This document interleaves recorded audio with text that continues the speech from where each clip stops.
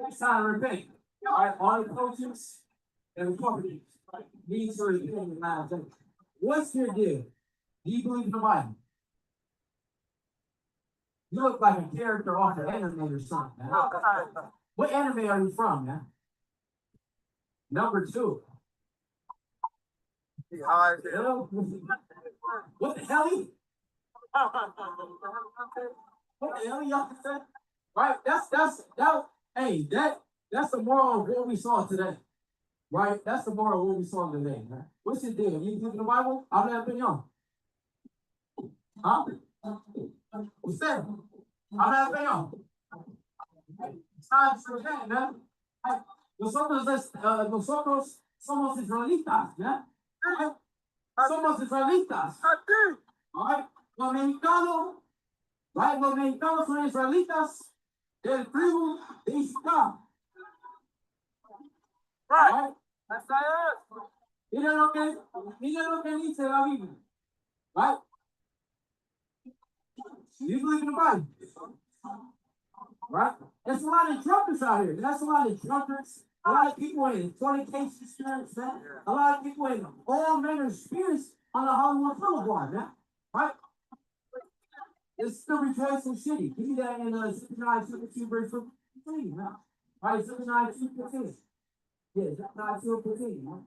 Revelation 18. Right? And can I get the brother of the mighty Joe to read as well? Can I get the mighty Joe to read as well?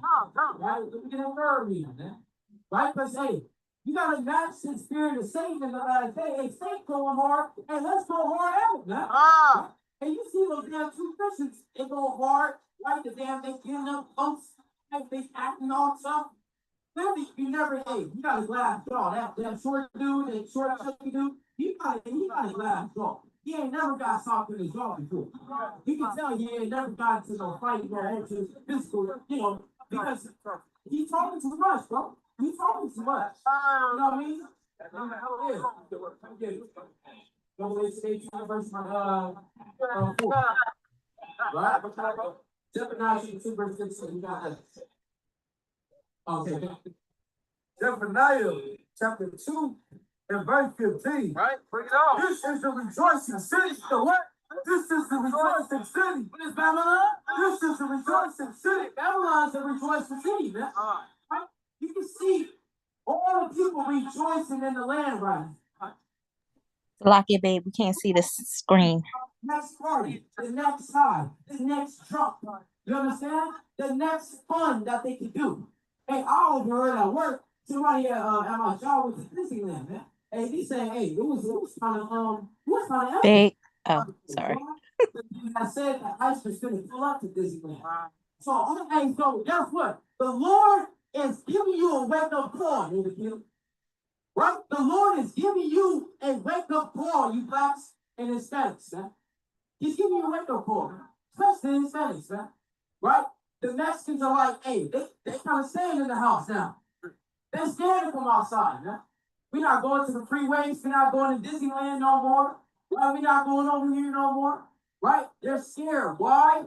Hey, this is the fear of the Most High coming upon you, man. This is what you need to know. You believe in the Bible, sir? Yeah. You're Muslim? Alhamdulillah. Alhamdulillah, exactly, man. Alhamdulillah. And you know what? Allah is, because we speak Hebrew, right? When you study linguistics, Hebrew and Arabic are sister languages. So in Hebrew, Allah means God. But in Arabic, Allah means what? The name of God, right? Or God. Am I correct on that? Right? So when you say mashallah or inshallah, that actually makes sense in our language as well. Right? It's the same thing like saying Abu Rakazah. You know what I mean? So it's the same thing. But here's the thing. If you're Muslim, you know what question I'm gonna ask you, right? Because I ask all Muslims this question. How old was Aisha when Muhammad married her? How old was Aisha? How old was Aisha? No, I didn't get the reason of the question. The reason of the question? Yeah, I didn't get the Because you're Muslim, right? And you believe in Muhammad, right? Oh, you said, can I go through? Yeah. So no, it's okay. I don't want to. Said you ask all the Muslims the same question. Yeah. Well, yeah, you can back up a little bit. Oh, I'm just, so you can read it. Yeah, So you said you ask all the Muslims the same question. yeah. My question is, why? No, so can you answer my question first? Because I did ask you a question first. My question was, how old was, you don't know? So can we read it for you? No, you Can don't. we read it for you? No. Out of the, huh? She was Shakespeare. He helped her out of us, like complicated situations, and he helped her out of it. He never touched her. You never touched her. Never touched her. That's not what it says though. It's not the Hindu says. He waited for her to be older. That may be wrong. Hey, does he speak for you? I don't know, but she's a I don't know him. Are you Muslim? I am. I heard this. I was watching for him. In Islam, the man speaks to the woman. Okay, I meant that's not speak to you. That's like what you guys think. No, we're Israelites. We're Israelites. The people in the book. When the Quran says the people in the book, we're those people. We're those people, yeah. Okay, so you're Israelites. So in Surah 2 and 122, it says that Israel is above all the worlds, above all people. That's what it says in Surah 2 and 122. And don't let this woman drag you away from men having a conversation. From men having a conversation, don't let these women drag you away. No, don't get in my business. Hold on, please. It's not your business. I'm just saying, don't let women drag you away from men Don't conversation. respect, brother. Don't get in my business. But Okay. I need to literally sound a little aggressive, my brother. That's all. So first of all, I need to get to know you guys. So maybe I can speak to you a little bit more. But what is Israel? I would like to But explain. that doesn't have anything to do with my question, though.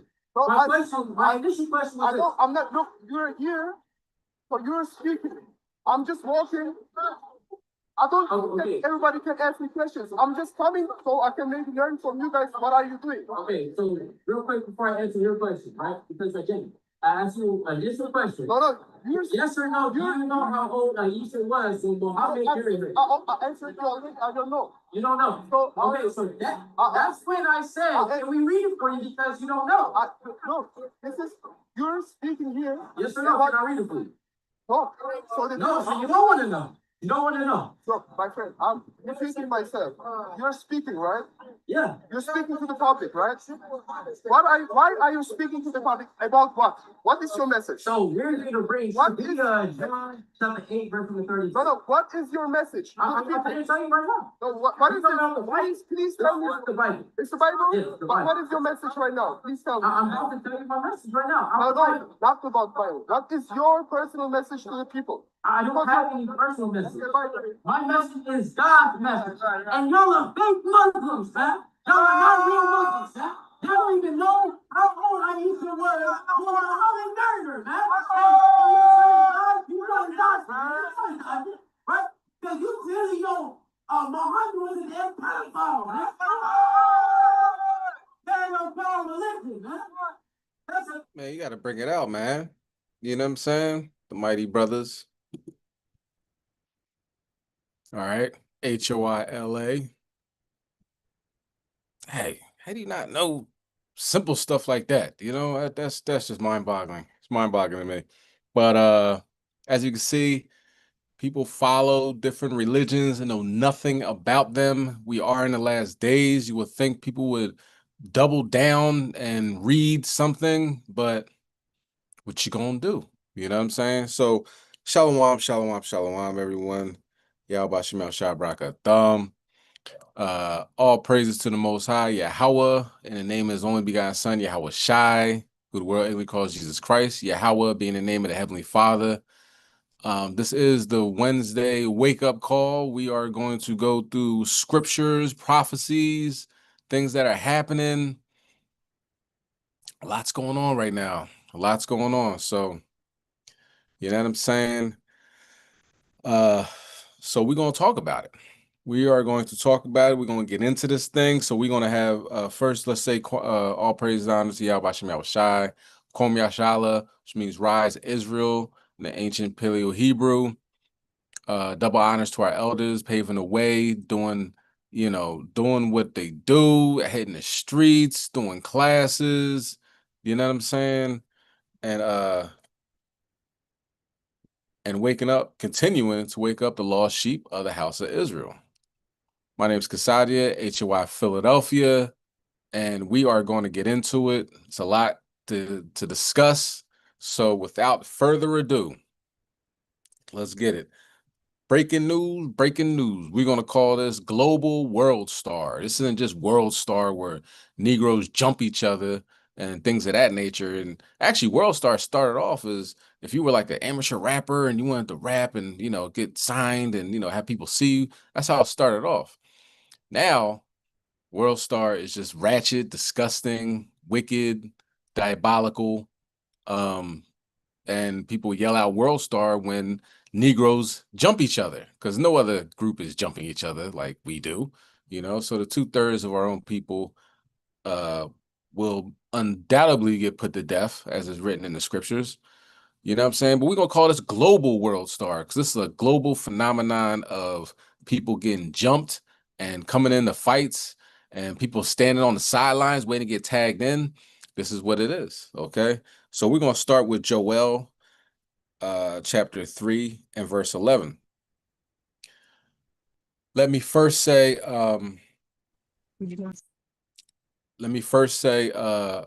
Fair Use Act, Fair Use Act. This video is protected by the Fair Use Act. This is for educational purposes only. Okay. Shalom. Shalom. I hope everyone's been having a lovely week so far, and I am looking forward to your class, Brother Kasaja, like every Wednesday. Yeah! All praises to water, sis. Yep, and we're going to talk about it because it's a lot to talk about. All right, so we're going to start with Joel chapter 3 and verse 11. All right, it's for educational purposes only. Okay, Joel chapter 3 verse 11. Assemble yourselves and come, all ye heathen, and gather yourselves together round about. Hither, cause thy mighty ones to come down, O Lord. Let the heathen, verse 12, let the heathen be awakened and come up to the valley of Jehoshaphat, for there will I sit and judge all the heathen round about. So all the heathen, this is prophecy, right? So what do we see now? What's going on? From last Wednesday to today, a lot. Okay, so Israel struck Iran. Let's just start with the basis, the foundation. Israel struck Iran, killed about 4 of their generals that we know thus far. I think maybe 5, because the one that replaced one general got killed as well, according to Israeli news. So they killed the generals. They bombed their nuclear sites. They bombed their television on live TV, bombed the live TV taping. They're pretty much bombing Tehran and other surrounding cities nonstop. And it works both ways. Tehran is bombing Israel and Tel Aviv with hypersonic missiles, who they cannot stop the hypersonic missiles. Okay, so this is an amazing time to be alive. You're an Israelite. Scary time to be alive if you're anybody else. You know what I'm saying? Black Christians are praying for peace, and those prayers are going on deaf ears because Yahweh Shem Yahushai says he is a man of war, and this is his doing. And how you going to pray for him to stop what he already prophesied was going to happen? Okay, verse 13. Put ye in the sickle, for the harvest is ripe. Come and get you down, for the press is full. The fats overflow, for their wickedness is great. So the wickedness of this earth has been, it's unbelievable sometimes, but you're in the last days when some of the stories you see and the things you experience just on a daily basis, going to and from work, to and from the grocery store, just being out for a couple minutes, you can see how wicked this society has been and is continuing to get. So we call on the Most High to continue these prophecies so we can get out of here. We don't want to be here. Christianity is happy that they're here. That's the difference between Christians and Israelites. Israelites want to leave this captivity. Christians are very comfortable and pray that everybody gets along. It's never going to happen. Okay. And calling on the Christian brothers and sisters that we know watch our videos and are on Clubhouse, so forth and so on, to do a little research, especially now that all these things are happening. Find out who you are and what you should be doing. You're not black. My shirt is black underneath, obviously, right?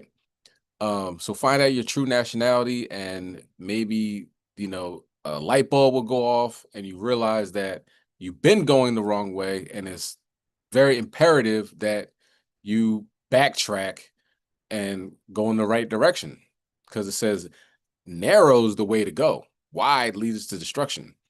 Millions and billions of Christians in the world not making it to the kingdom of heaven. If you're not following the law, statutes, commandments, you're not going to make it. That is pure and simple. Okay, we can go to the last book and the last chapter of the Bible, and it talks about still keeping the commandments. Matter of fact, let's go in Revelation. All right, we talk about the sickle, right? Who has the sickle? Who's going to be taking people out of here? The blood is going to be to the horse's bridle. That's a lot of blood, right? Who's going to do that? Not my Jesus. Yes, your Jesus. Let's go to Revelation chapter 14, and let's start at 14. And I looked, and behold, a white cloud, and upon the cloud one sat like unto the Son of Man, having his head a golden crown, and his hand a sharp sickle. Verse 15. And another angel came out of the temple, crying with a loud voice to him that sat on the cloud, thrust in thy sickle and reap, for the time is come for thee to reap, for the harvest of the earth is ripe. You understand? So that the Grim Reaper is Yahushai. The Grim Reaper is who you so-called Jesus. He's the Grim Reaper. He's the one that's going to destroy this place. Okay, and he's coming with 200 million angels, large motherships, and we're going to get to a video where they have that mothership, quote unquote mothership, which is we know as a chariot, on film by the U.S. military. All right, but we'll get all of that. Let's go to Matthew. Let's talk about this harvest. Let's talk about the harvest. Go to Matthew chapter 13 and verse 37. This is the book of Matthew, chapter 13 and verse 37. And he answered and said unto them, he that soweth the good seed is the Son of Man, Yahushua. Verse 38. The field is the world.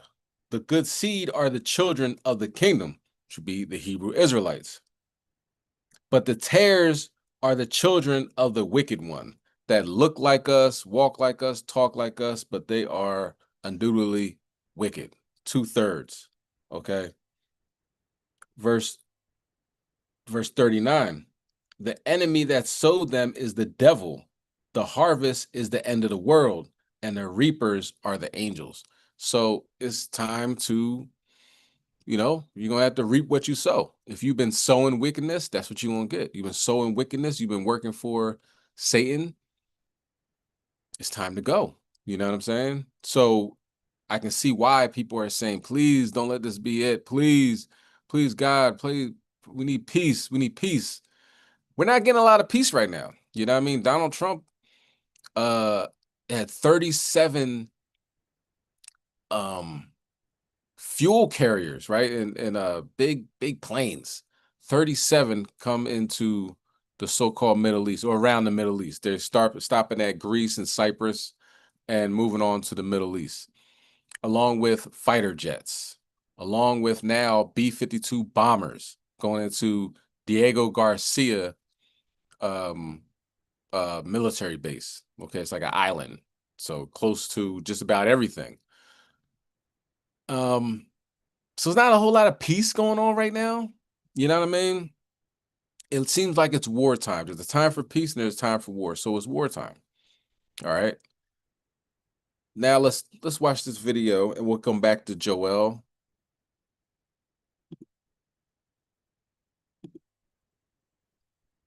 All right. This is talking about what is happening in the so-called Middle East, because it is a lot. And start off with Jordan, the king of Jordan, who actually helped Israel bomb Tehran. And it seems like he's switching up because he's going now to the European Union and telling them that Israel doing what they're doing is destabilizing the world and it's very dangerous. But of course, like I said, he helped them do it. So I'm guessing he might have seen these amazing missiles that Tehran has and how they can't be stopped. And that's just, turning Tel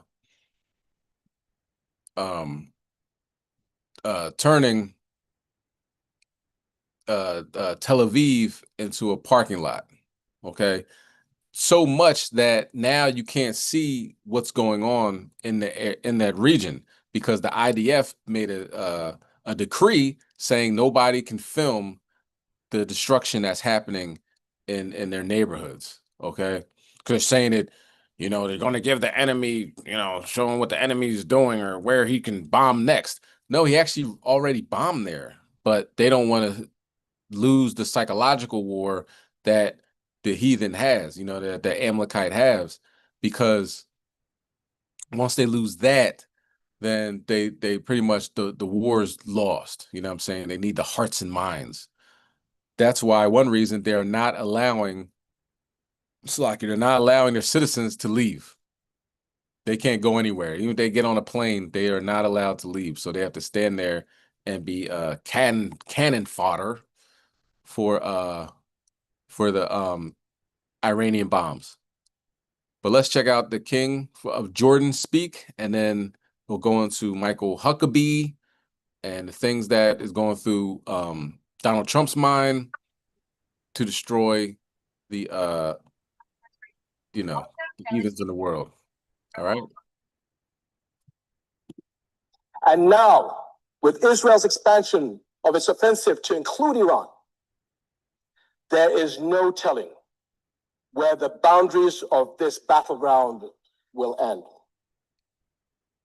And that, my friends, is a threat to people everywhere. President Donald Trump shared a screenshot of a text message that he received from Mike Huckabee, the U.S. ambassador to Israel, and it's gone viral. Mr. President, God spared you in Butler, Pennsylvania, to be the most consequential president in a century, maybe ever. The decisions on your shoulders, I would not want to be made by anyone else. You have many voices speaking to you, sir, but there is only one voice that matters, his voice. I am your appointed servant in this land and am available for you, but I do not try to get into your presence often because I trust your instincts. No president in my lifetime has been in a position like yours, not since Truman in 1945. And we know that Truman in 1945 dropped the atom bomb. Let's continue. I don't reach out to persuade you, only to encourage you. I believe you will hear from heaven, and that voice is far more important than mine or anyone else's. You sent me to Israel to be your eyes, ears, and voice, and to make sure our flag flies above our embassy. My job is to be the last one to leave. I will not abandon this post. Our flag will not come down. You did not seek this moment. This moment sought you. It is my honor to serve you, Mike Huckabee. Senior military commander is calling on Israelis to leave the cities of Haifa and Tel Aviv immediately. با تمرکز بر اهداف حساس The Iranian armed forces have inflicted heavy blows on the enemy by targeting sensitive and vital objectives. However, the operations carried out so far have merely been warnings aimed at deterrence. A punitive operation will be launched soon. Therefore, residents of the occupied territories, especially Tel Aviv and Haifa, are strongly warned to leave these areas to preserve their lives and not allow themselves to become victims of Netanyahu's animalistic ambitions. Let's bring in our correspondent Bernard Smith. He's joining us from Jordan's capital, Amman. He's there because the Israeli government has banned Al Jazeera from reporting inside Israel and the occupied West Bank. And so we've got the Iranian military telling people in Haifa and Tel Aviv to evacuate, Bernard, and that follows the Iranian missile attacks that have taken place today. What's the specific better than ceasefire here? And then a real end, not a ceasefire, and then so something that will be public. Or giving up entirely. The cities have been blown to pieces, have lost a lot of people. They should have done the deal. I told them, do the deal. US President Donald Trump has long said he does not want the United States involved in foreign wars, but he's also said Iran can never have a nuclear weapon. But just as short as yesterday, he had expressed hope that a deal could be reached to end this conflict. We'll have to wait to see what comes from that meeting in the Situation Room. Eddie? It's a lot of waiting, deciding what happens next, isn't it? Thank you so much, Miley Hogan there in Washington, D.C., Jackie Robson in Tel Aviv in Israel. The government won't be drawn on whether Australia should have been given more notice about Donald Trump's early exit from the G7 summit in Canada. The federal opposition has called it a failure of diplomacy that Albanese failed to speak with President Trump before he abruptly left the meeting in Canada to return to the US. In this instance, when we see the very concerning security situation in the Middle East, it's understandable and it's not especially surprising that President Trump's headed back to the White House. Multiple other leaders, including Ukraine's Volodymyr Zelensky and India's Narendra Modi, were also unable to speak with Trump before he left. Trump's departure from Alberta has left the world and even world leaders trying to calculate his next move. It sounds like an American attack could be imminent. Do you know what's going on? Well, I don't think you should read into that an American attack is imminent. He's calling the Security Council together. We had a 2-hour discussion with the president last night on the Middle East, on this very issue. And as a result of that, the G7 statement came out very clear about the risk of the nuclear program in Iran, Israel's right to self-defense, and the need to de-escalate across the region, including in Gaza. But it was on social media that he conducted his version of statecraft, his art of the deal and maximum pressure diplomacy combined. He posted, "We know exactly where the so-called supreme leader is hiding. He is an easy target, but he's safe there. We're not going to take him out, kill, at least not for now. But we don't want missiles shot at civilians or American soldiers. Our patience is wearing thin." And then a couple of minutes later, he followed with unconditional surrender. "We know," he said, "and we have complete control over the skies in Iran. America's involvement, it seems ever more likely." This is then a game of smoke, mirrors, brinkmanship, and maybe bluff. In Tehran, what's left of the leadership is watching all this and trying to work out what's next. It was just a few weeks ago in the Middle East that Donald Trump said the days of foreign intervention in the region were at an end.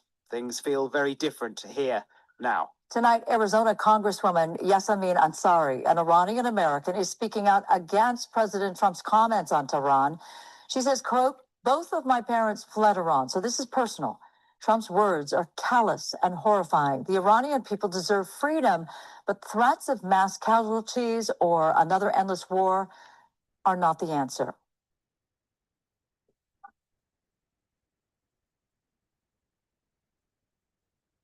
A viral video from Lebanon shows a saxophonist named Alan Otayek performing on a rooftop as missiles streaked across the sky during a party.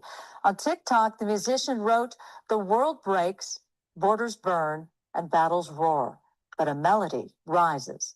I play for no side but the human spirit, because music always stays." Breaking news, the president very, very active on his Truth Social this hour. That's because, according to Axios is reporting, President Trump will meet with his national security team in the White House Situation Room at 1 p.m. Eastern today to make decisions about U.S. policy toward the war between Israel and Iran. 3 U.S. officials have told Axios, and this is key, why this matters. The U.S. official said Trump is seriously considering joining the war and launching a U.S. strike against Iran's nuclear facilities, especially its underground uranium enrichment facility in Fordow. It is built into a mountain. They cannot get to it without our bunker-busting weapon. They need it. We've got a chance to end the threat to the state of Israel forever by replacing this regime with something better. And I do believe the biggest winner of the Ayatollah leaving would be the Iranian people. So pray for our troops in harm's way. There are risks associated with any operation. They join the military to keep their country safe and to make the world a better place. And taking on the Ayatollah does both. To our friends in Israel, we have your back. We're praying for success. You've tolerated too much too long into the world. You have normalized trying to kill the Jews. When Israel's attacked, nobody says a word about it. If France were attacked, what would the French do? What would we do? So the days of the expecting Israel to sit on the sidelines and not go to the heart of the beast are over.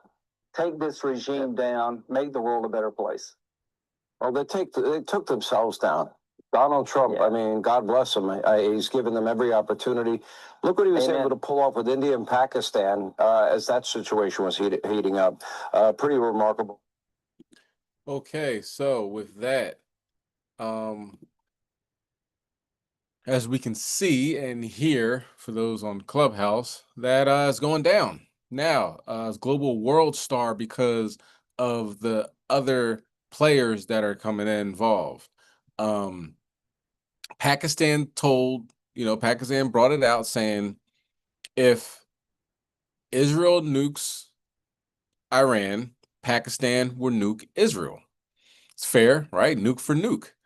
As you can see, Donald Trump has been, like I say, he's bringing in the heavy material, the heavy lifting, the bunker bombs to take out Iran's nuclear program, who they don't have a nuke.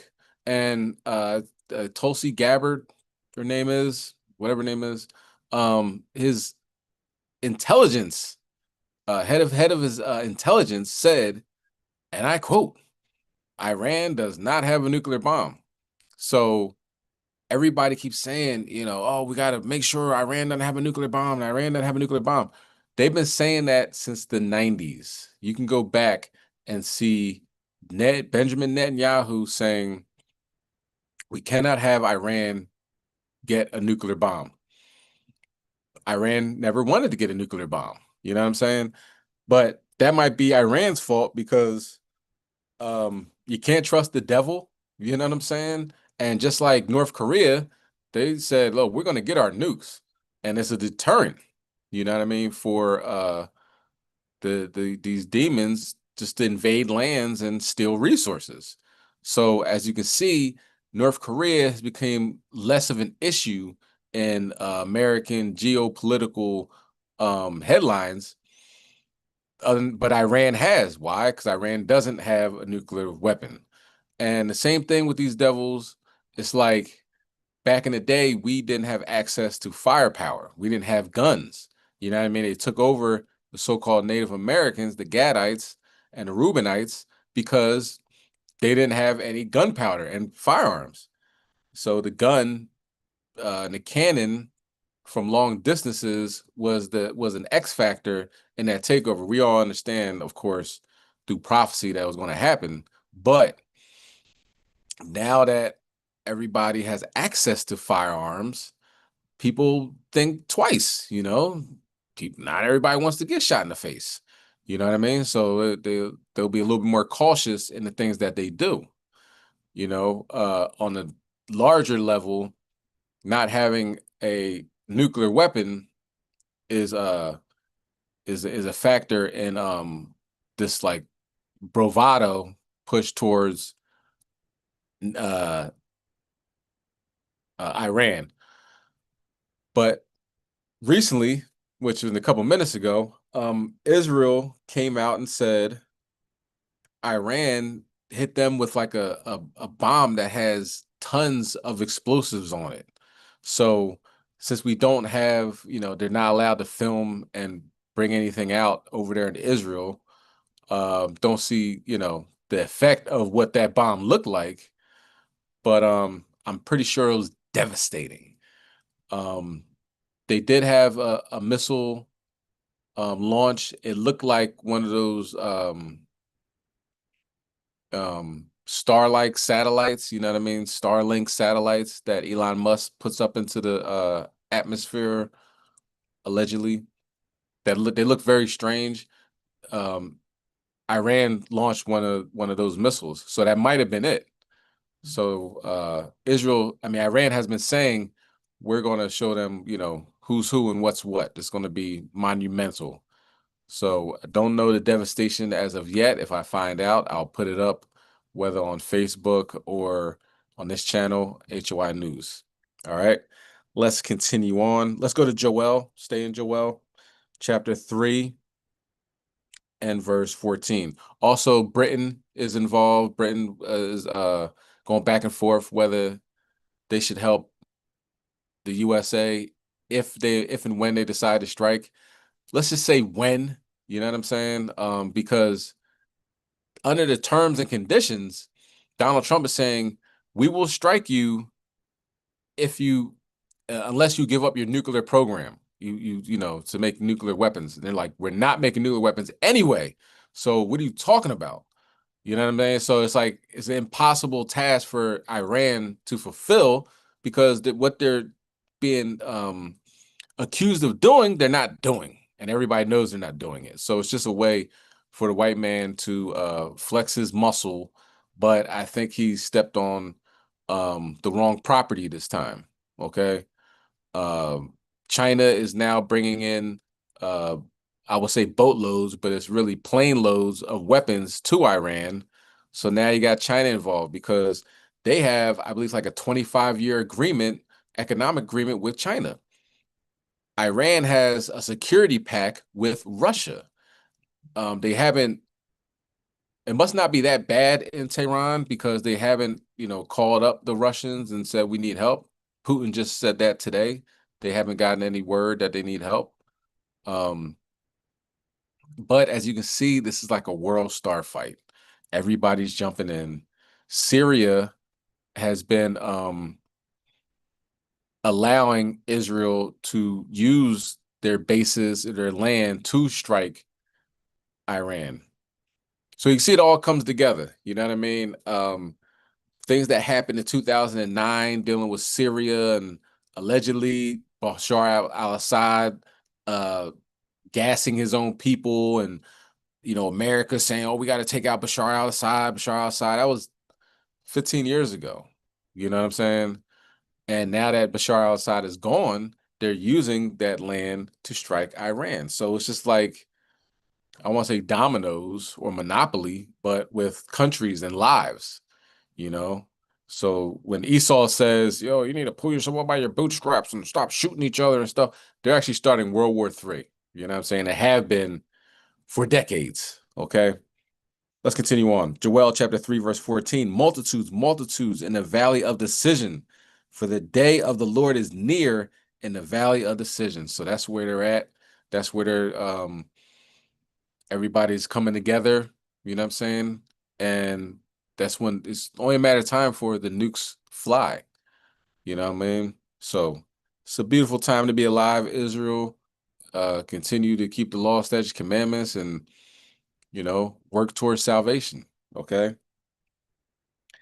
Let's go to Luke chapter 21 and verse 27. So we're not just going to talk about what's going on in that land. We'll backtrack on that a little bit. We'll go back, but that's not the only prophecies that are happening right now. Let's talk about the other prophecies. It's not just about nukes. Let's talk about the chariots.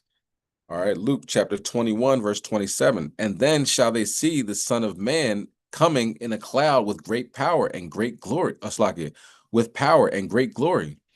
And when these things begin to come to pass, then look up and lift up your heads, for your redemption draweth nigh. So let's talk about these chariots that have been seen, recently released footage. Breaking news, George Knapp and Jeremy Corbell have just released 3 new military UFO videos. This is huge. So let's talk about it. Get in here. This is Jack with Cosmic Road. I talk about UFOs and the paranormal. Please hit like and subscribe and let me know UFOs and the paranormal. Please hit like and subscribe and let me know what you think in the comments below. Okay, I don't know how to do this video without just letting Jeremy and George describe these objects and the surroundings, the situation for themselves. So here Jeremy is setting up a little bit about the first video, which is the least impressive, and it's the one I'm going to spend the least amount of time on. The wide with all the green writing. And that is obviously it's a cloud cover formation. You can't see anything really happen in that. What we will try with Weaponize, we'll try to visually enhance the videos. Because look, obviously there's some glare on the top. It must have been filmed on a screen. Yeah, so definitely not an impressive video, just a bunch of clouds, right? I don't know why they included that, except that whoever was giving this to them told them there was something there. You can barely see something drop down, from my angle of vision to my left, and then make an abrupt turn. And it happens to... I'm not saying that, are you? Let me know if you're seeing what he's talking about. But let's get on to the second video, which is by far the juiciest of the 3 videos. All right, where is he talking about it? Here we go. Hopefully this is it. Starts moving and then goes into another cloud area. The following is video number 2.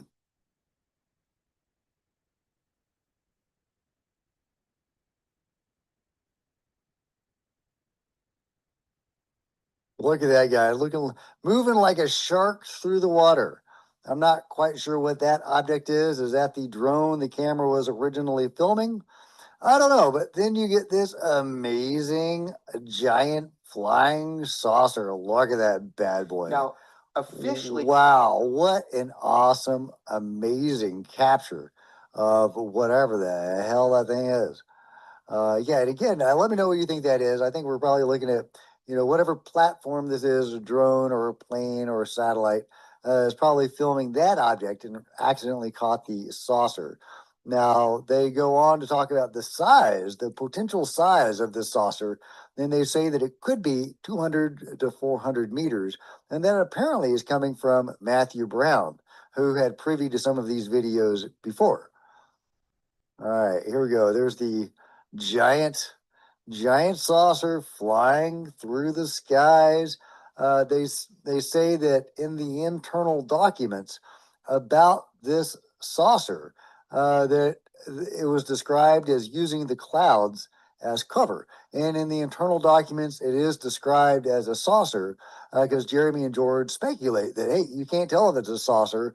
It could well be a sphere, which would be interesting, right, with all the Boogosphere stuff recently. But they do say that because it is definitively described as a saucer, that it's probably being filmed by other instruments and other platforms at the same time. But look at that. Just amazing capture of whatever the hell that is. Well, I think we can have officially it's I think we can have a good guess as to what that thing is.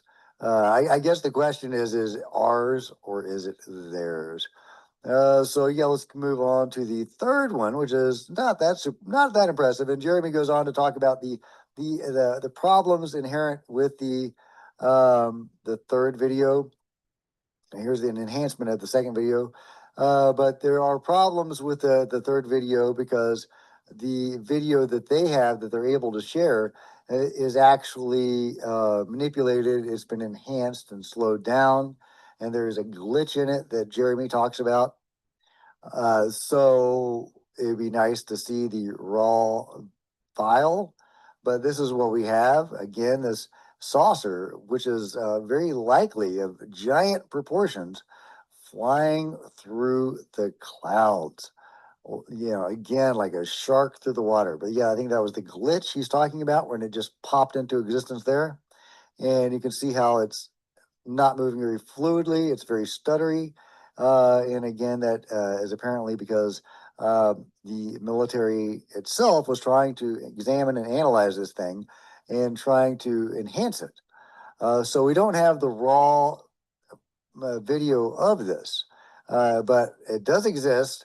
And it'd be nice if the Pentagon, as Jeremy points out, it comes out and declares these videos are legit. And if they do that, I wonder if they would provide the original source video. I don't know if they've ever done that yet. They've admitted that videos are real, but then they don't go out and, provide the original source video in higher definition than the leaked video. If we can call these leaked, I don't know if these are technically leaked or not, which is an illegal action to leak a video.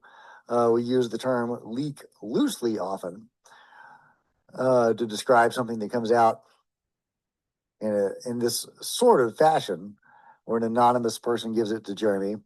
But again, that doesn't necessarily mean it's illegal. Like with the Tic Tac, those videos were not illegally shared. All right. That's just good enough. That's good enough. So, for those on Clubhouse, large disc-shaped objects floating through the clouds. Of course, it's in the clouds, cloud by day, fire by night, and that's legit.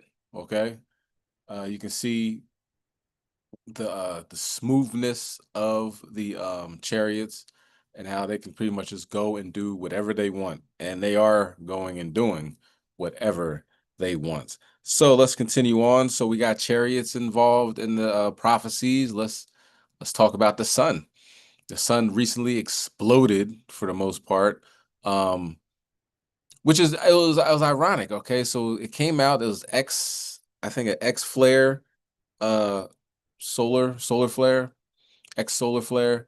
One was very large, right? It was in the center of the sun, and then right afterwards, a second one happened, like almost simultaneously, and everybody's waiting for this coronal mass ejection to hit the earth, and see all these northern lights down there in Florida, and over there in Europe and all these other places, right? And New Zealand, and waiting for it, but never happened. So that begs one to believe, what in the world just happened on the sun? Because if a solar flare happens and nothing comes off of it, what really came off the sun? Let's go to Revelation 16, verse 8. The sun has been acting unusual, if you will, as of late.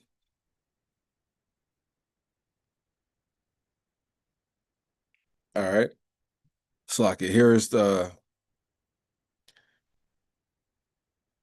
okay, let's read. Revelation chapter 16, verse 8. And the fourth angel poured out his vial upon the sun, and power was given to him to scorch men with fire. They're saying in the next couple of days, it's gonna be very hot. Be aware, but no mass ejection came off. So is it going to be fire and brimstone falling from the sun? Man, we'll see. Verse 9. And men were scorched with heat and blasphemed the name of Yahweh, which had power over these plagues, and they repented not to give him glory. All right, so let's watch the next video where the person explains what's going on with the sun. What if a massive explosion, many times the size of Earth, is building right above our heads? Hey everyone, this is Future Files channel, and I have a breaking update for you. Right now, something remarkable is happening on the surface of our sun. A sunspot group known as 4114 is rapidly growing in size and strength, and it's rotating directly into what we call the Earth strike zone. This is the region of the sun that, if a major solar flare or coronal mass ejection occurs, it would send a high-energy plasma blast straight toward Earth. Now, why does this matter? Because 4114 isn't just growing, it's pulsing with energy. And based on the data, it's showing signs of imminent eruption. These solar flares aren't just beautiful bursts of light. They're massive electromagnetic explosions, far larger than our planet, capable of launching superheated plasma, known as coronal mass ejections, into space at speeds of over 1,000,000 miles per hour. And when one of these strikes Earth, it triggers what we call a solar storm, a disturbance in our planet's magnetic field that can lead to geomagnetic disruptions, satellite interference, and even power grid failures. But there's more. Over the past 36 hours, satellite imagery has captured a surge in electrical and magnetic activity across the sun's surface. You can literally see the solar surface start to spit fire, as we call it. Sunspot 4114 is expanding fast, and it's not alone. Sunspot 4105, located near the sun's western limb, has already released an M6.8 class flare, a strong burst of solar radiation. And both sunspot groups are now flaring together, almost in sync. This type of behavior, called sympathetic flaring, is rare. It tells us that the entire Earth-facing side of the sun is becoming increasingly unstable. Something big is brewing, and we may only be hours or days away from a major solar event. In this video, I'll walk you through what's happening on the sun right now, what it means for Earth, and why the timing of all this, especially as we head toward a rare planetary alignment, makes this moment even more critical. So stay with me. We're entering an energetic window unlike anything we've seen in recent months. How do you know a solar explosion is coming before it actually happens? The answer lies in the data, and right now, every sign is flashing red. Sunspot Group 4114 isn't just large, it's growing denser, darker, and more magnetically complex, which is exactly what we look for when predicting a major solar flare. Let me show you what I mean. When we look at the 131 angstrom satellite imagery, we see intense UV emissions around 4,114. This wavelength captures the hottest and most energized areas of the sun. And for the past 36 hours, those areas have flared up dramatically. Zoom in closer, and you'll notice something else. The X-ray flux baseline, a key indicator of solar flare potential, has been steadily rising for days.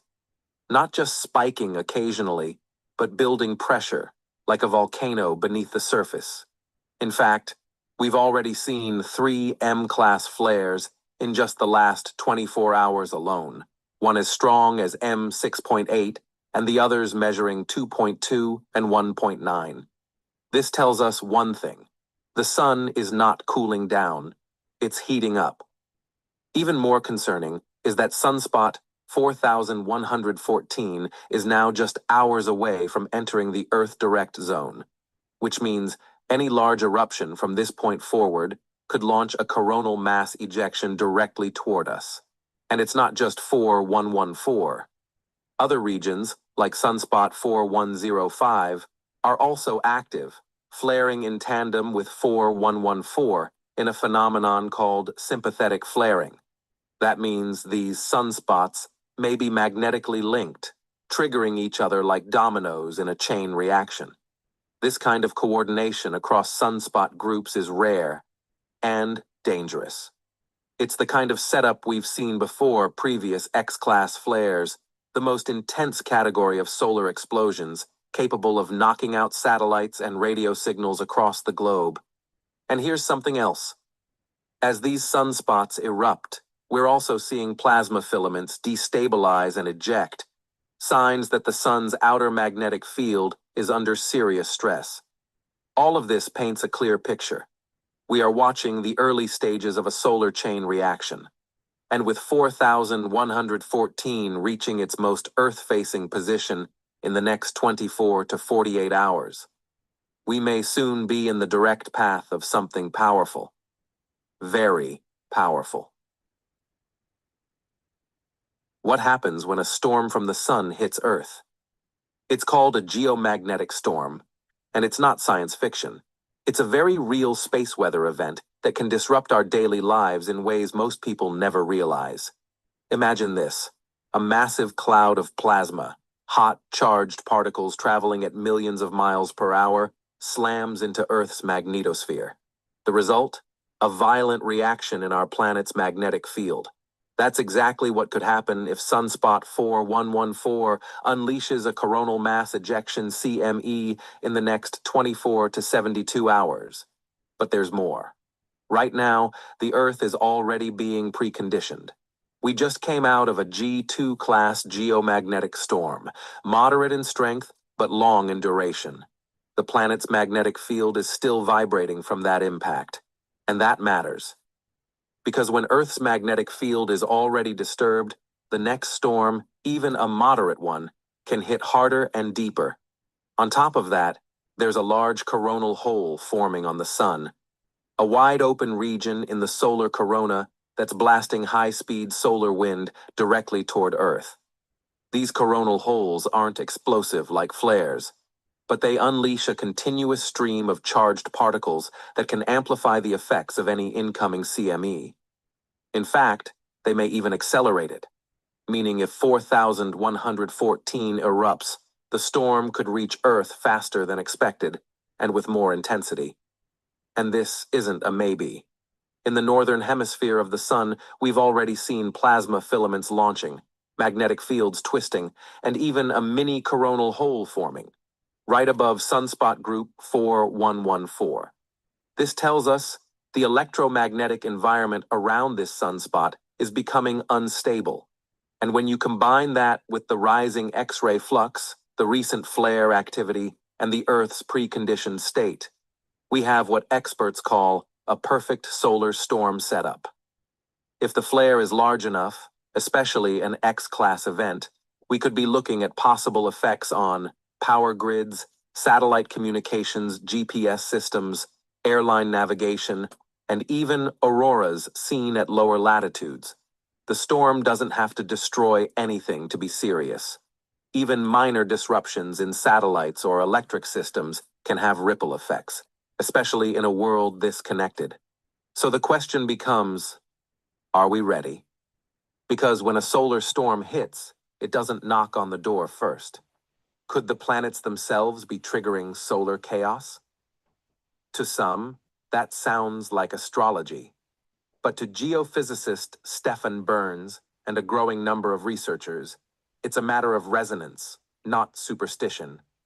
Right now, something rare is unfolding in our solar system. Jupiter, the largest planet in our cosmic neighborhood, is moving into superior conjunction with the Sun. That means it's lining up directly behind the Sun from Earth's perspective. This is no ordinary alignment. In astrology, it's called cazimi, when a planet is said to sit in the heart of the Sun. But in physics, something deeper may be happening. A resonance effect, where the gravitational and electromagnetic energies between celestial bodies become amplified. This critical planetary geometry is clicking into place right now, from mid to late June, the exact window Stefan warned about weeks ago. And what are we seeing? Solar flares, coronal mass ejections, plasma instabilities, rapid growth in sunspot group 4114. It's as if the entire solar system is humming in sync, and Earth is caught in the vibration.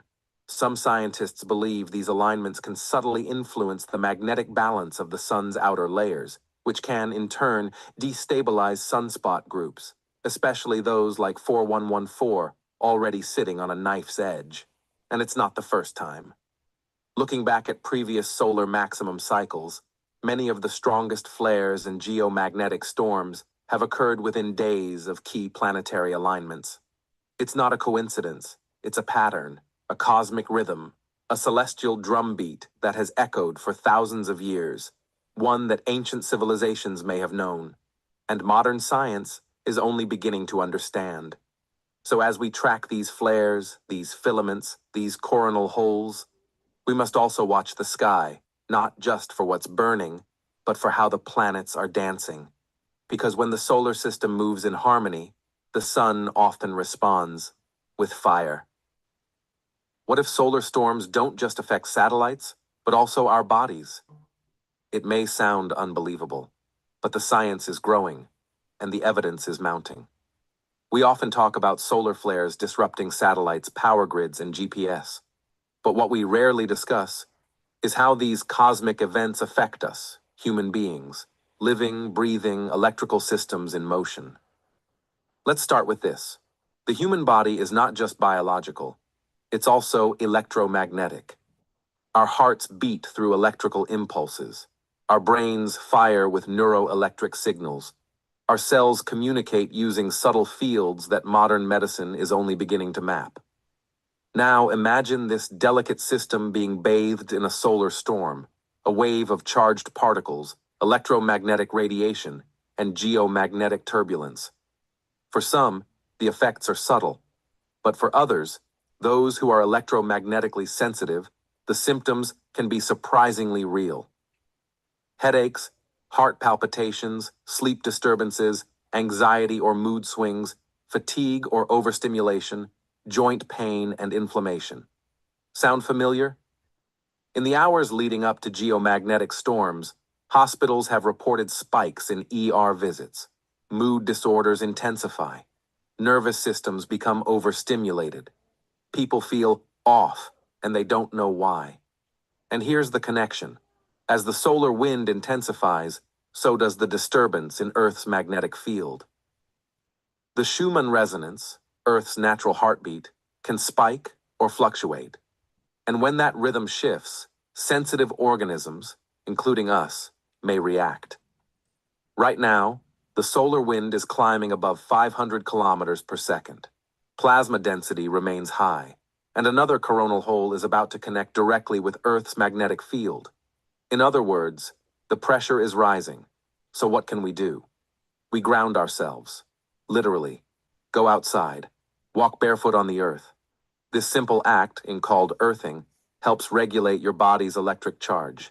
Yeah, that may or may not be true.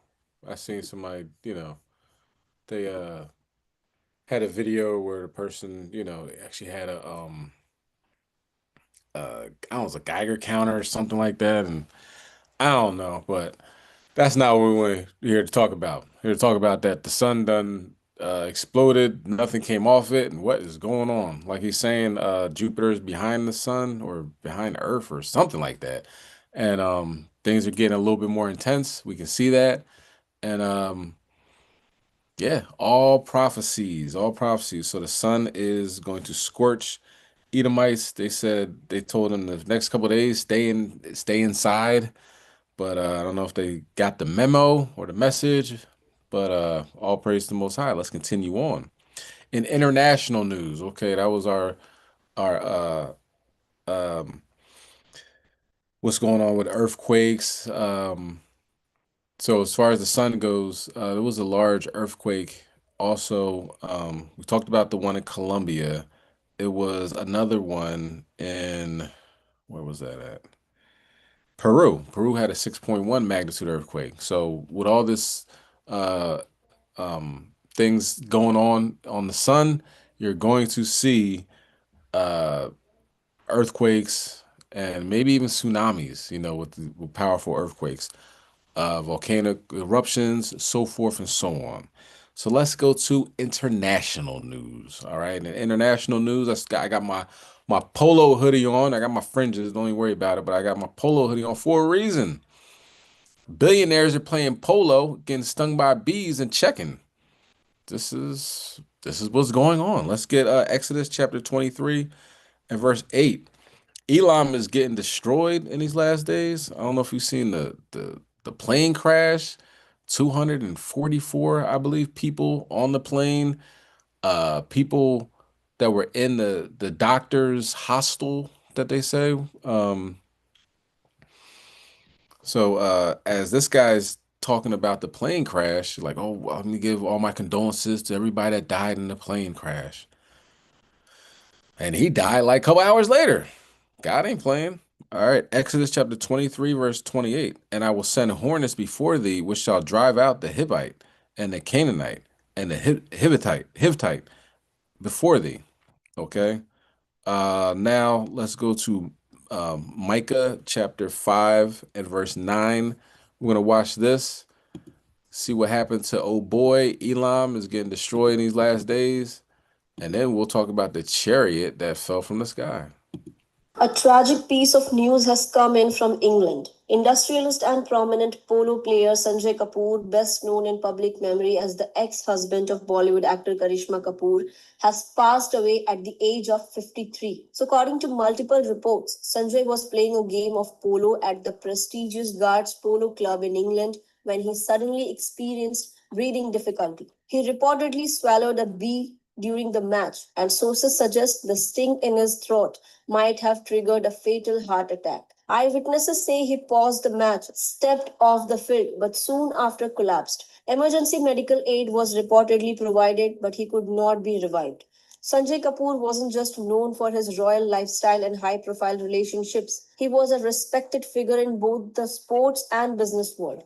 He was the chairman of Sona Comstar, a leading auto components manufacturer with operation across India, the USA, Serbia, Mexico, and China, and a key supplier to the electric vehicle industry. Just recently, Sanjay had been elected as the chairman of CII's northern region, taking charge of a crucial economic zone including Delhi, Haryana, Punjab, Rajasthan, and more.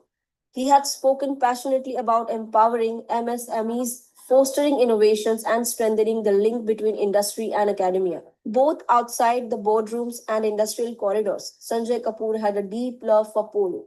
He ran his own team, Aureus, and was playing against Jaisal Singh's Sujan team when the incident occurred. Sanjay Kapoor was an alumnus of the Doon School and was often seen in elite sporting circles. His love for horses and the sport of kings was not just a hobby, it was a major part of his identity.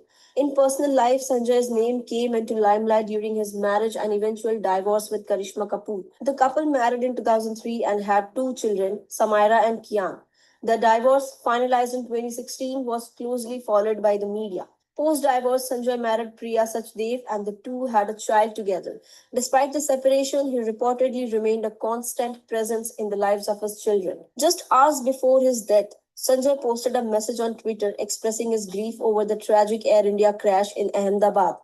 It's chilling to imagine that he would become a news headline himself within the same day. Condolences have poured in from various quarters. Author and actor Suhail Seth, who knew him personally, wrote on Twitter, deeply saddened at the passing of Sanjay Kapoor. A terrible loss and deepest condolences to his family and to his colleagues. It's always unsettling when someone passes away in the middle of doing what they love. For Sanjay Kapoor, polo was passion, business was purpose, and family, though complicated, was an integral part of his journey. He leaves behind his wife Priya, his three children, and a legacy that bridges the glamour of polo grounds and the grit of industrial boardrooms. Our thoughts go out to his family, friends, and everyone mourning his sudden and untimely passing. May he rest in peace. Okay, so it just says that he was But first to the plane track. You know, he gave his condolences out to the people that died on the plane crash, right? But let's talk about it. Okay? Let's talk about it. Let's continue on. Tragedy in India, where 241 people died, but one man aboard miraculously survived, seen right here, bloodied but alive. It was after a Boeing 787. You see it there, crashed shortly after takeoff. You can see it right here, quickly losing altitude, then falling into the horizon, and then the ball of fire billowing from the wreckage. The plane's tail wedged into a building. Other parts of the plane everywhere you look as first responders rush to the scene in a cloud of chaos. Let's get that Micah chapter 5 and verse 9. Slakia, thine hand shall be lifted up upon thy adversaries, and all thy enemies shall be cut off. Elam is definitely an enemy of Yahweh Shem Yahushua and of the 12 tribes of Israel. Okay, verse 10. And it shall come to pass in that day, saith the Lord, that I will cut off thy horses out of the midst of thee, and I will destroy thy chariots. Elam has a lot to pay for.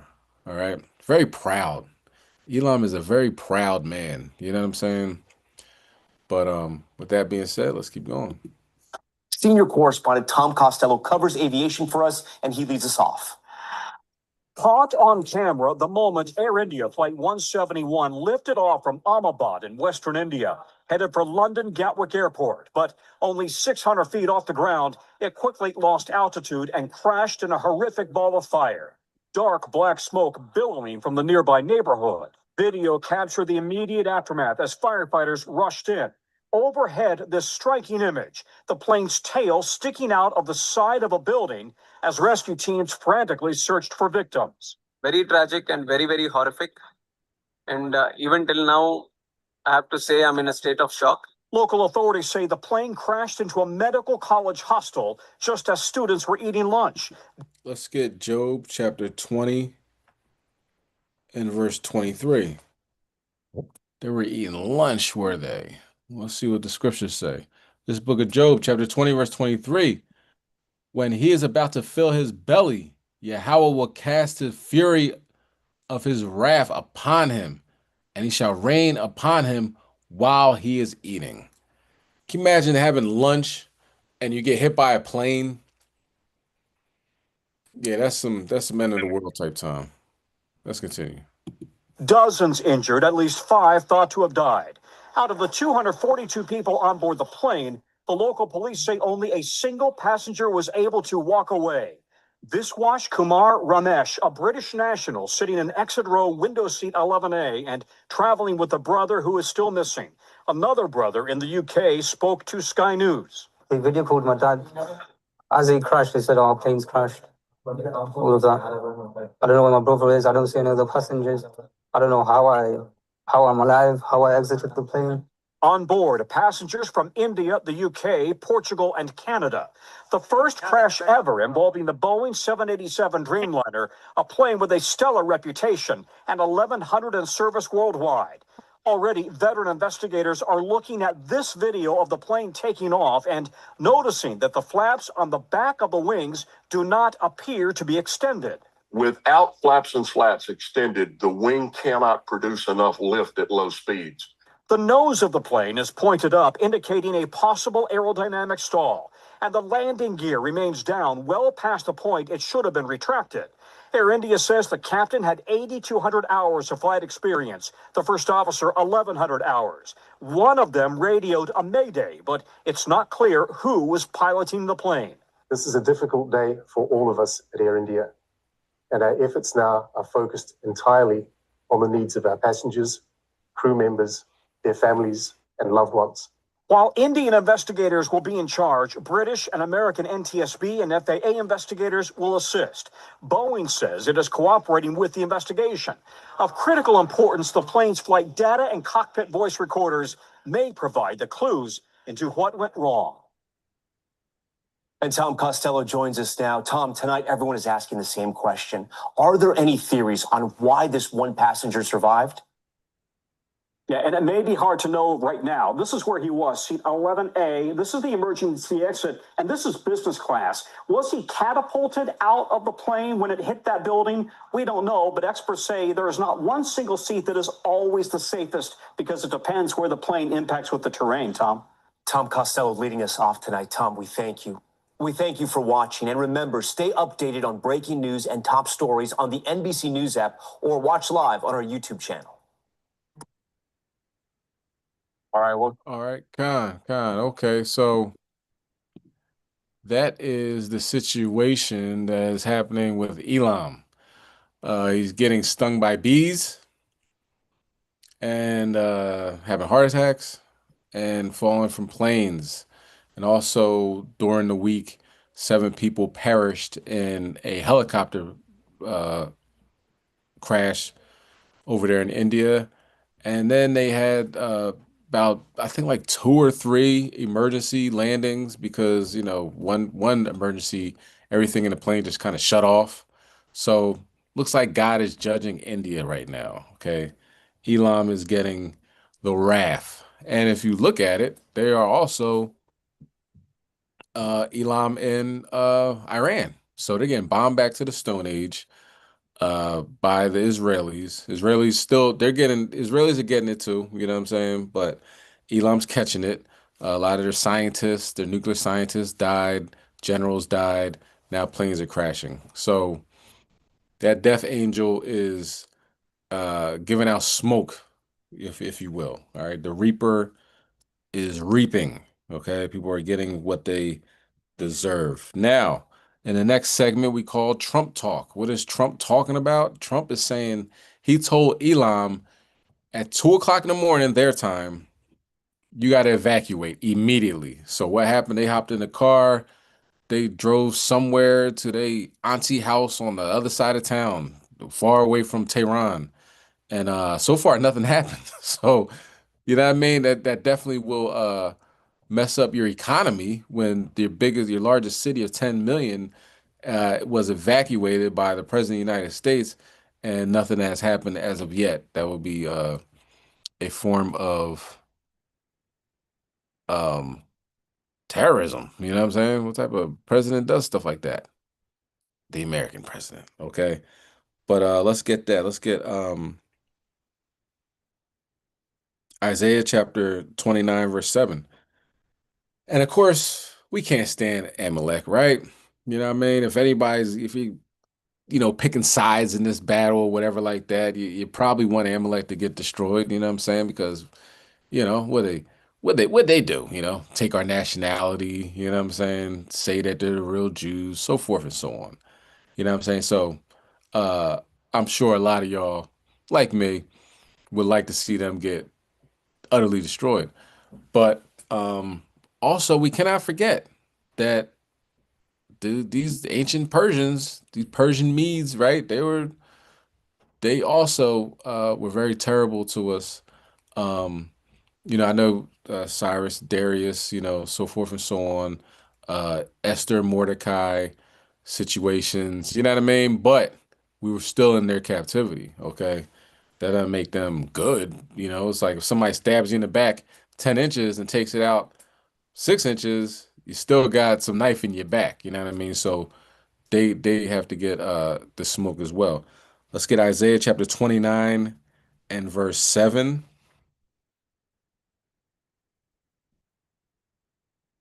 And Con, we are live. Slocky, I just looked at the chat. We're live on HOI News. Okay. Isaiah chapter 29 and verse 7. And the multitude of all the nations that fight against Ariel, even all that fight against her and their munition and that distress her shall be as a dream of a night vision. You know what I'm saying? So all the nations that fought against Jerusalem, fought against the Israelites, right, are going to be as a dream, just a blur, right? Verse 8. It shall even be as when a hungry man dreameth, and behold, he eateth, but he awaketh, and his soul is empty. Or as when a thirsty man dreameth, and behold, he drinketh, but he awaketh, and behold, he is faint, and his soul have appetite. So shall the multitude of all the nations be that fight against Mount Zion. And of course, Mount Zion is not, the Zionists, the Edomites, the Amalekites that are living there now. They're scattered abroad throughout the four corners of the earth. And Yahushua, when Yahushua returns, he's going to gather us. The angel's going to gather us from all nations. So how can everybody that's an Israelite be in the land now? It just doesn't make sense. And of course, when it says Isaiah, the second chapter, it talks about they should have no war, learn no war anymore. There's a bunch of wars happening right now. So obviously the people in the land right now are not the real Jews. We go to Luke 21, 24, I believe, talks about, let's get that before we go any further. For anybody who doesn't know, Luke chapter 21 and verse 24. And they shall fall by the edge of the sword and shall be led away captive into all nations. And Jerusalem shall be trodden down of the Gentiles. That's right now, it's trodden down of the Gentiles, right? Until the times of the Gentile be fulfilled. Most High willing, that time is up. You know what I'm saying? The way it's looking good. It's looking good. Okay. We gotta keep, praying and fasting and crying out to the Most High that push the button. Okay. Push the button. Let's go to First Maccabees chapter 2, verse 10. So we totally understand that there is enough smoke for all the heathen because they all have had us in subjection at one point in time. All right, so First Maccabees chapter 2 and verse 10. And it reads, "What nation have not had part in her kingdom and have gotten of her spoils?" People have gotten rich off our downfall. You know what I mean? And especially now, us not knowing who we are, then we think we're everybody. You know what I mean? Especially with these Elamites with their idols and everything. Like, oh wow, what's that? Krishna? Does that work for you? I don't know who I am, so I'm gonna follow that too. So that's we fall into that trap of just staggering back and forth to everything that everybody else is doing instead of realizing that we're God's chosen people and we gotta come back to these law, statutes, commandments in order to get out of here. Okay. We're really comfortable here, unfortunately. All right. So that's it with Elam.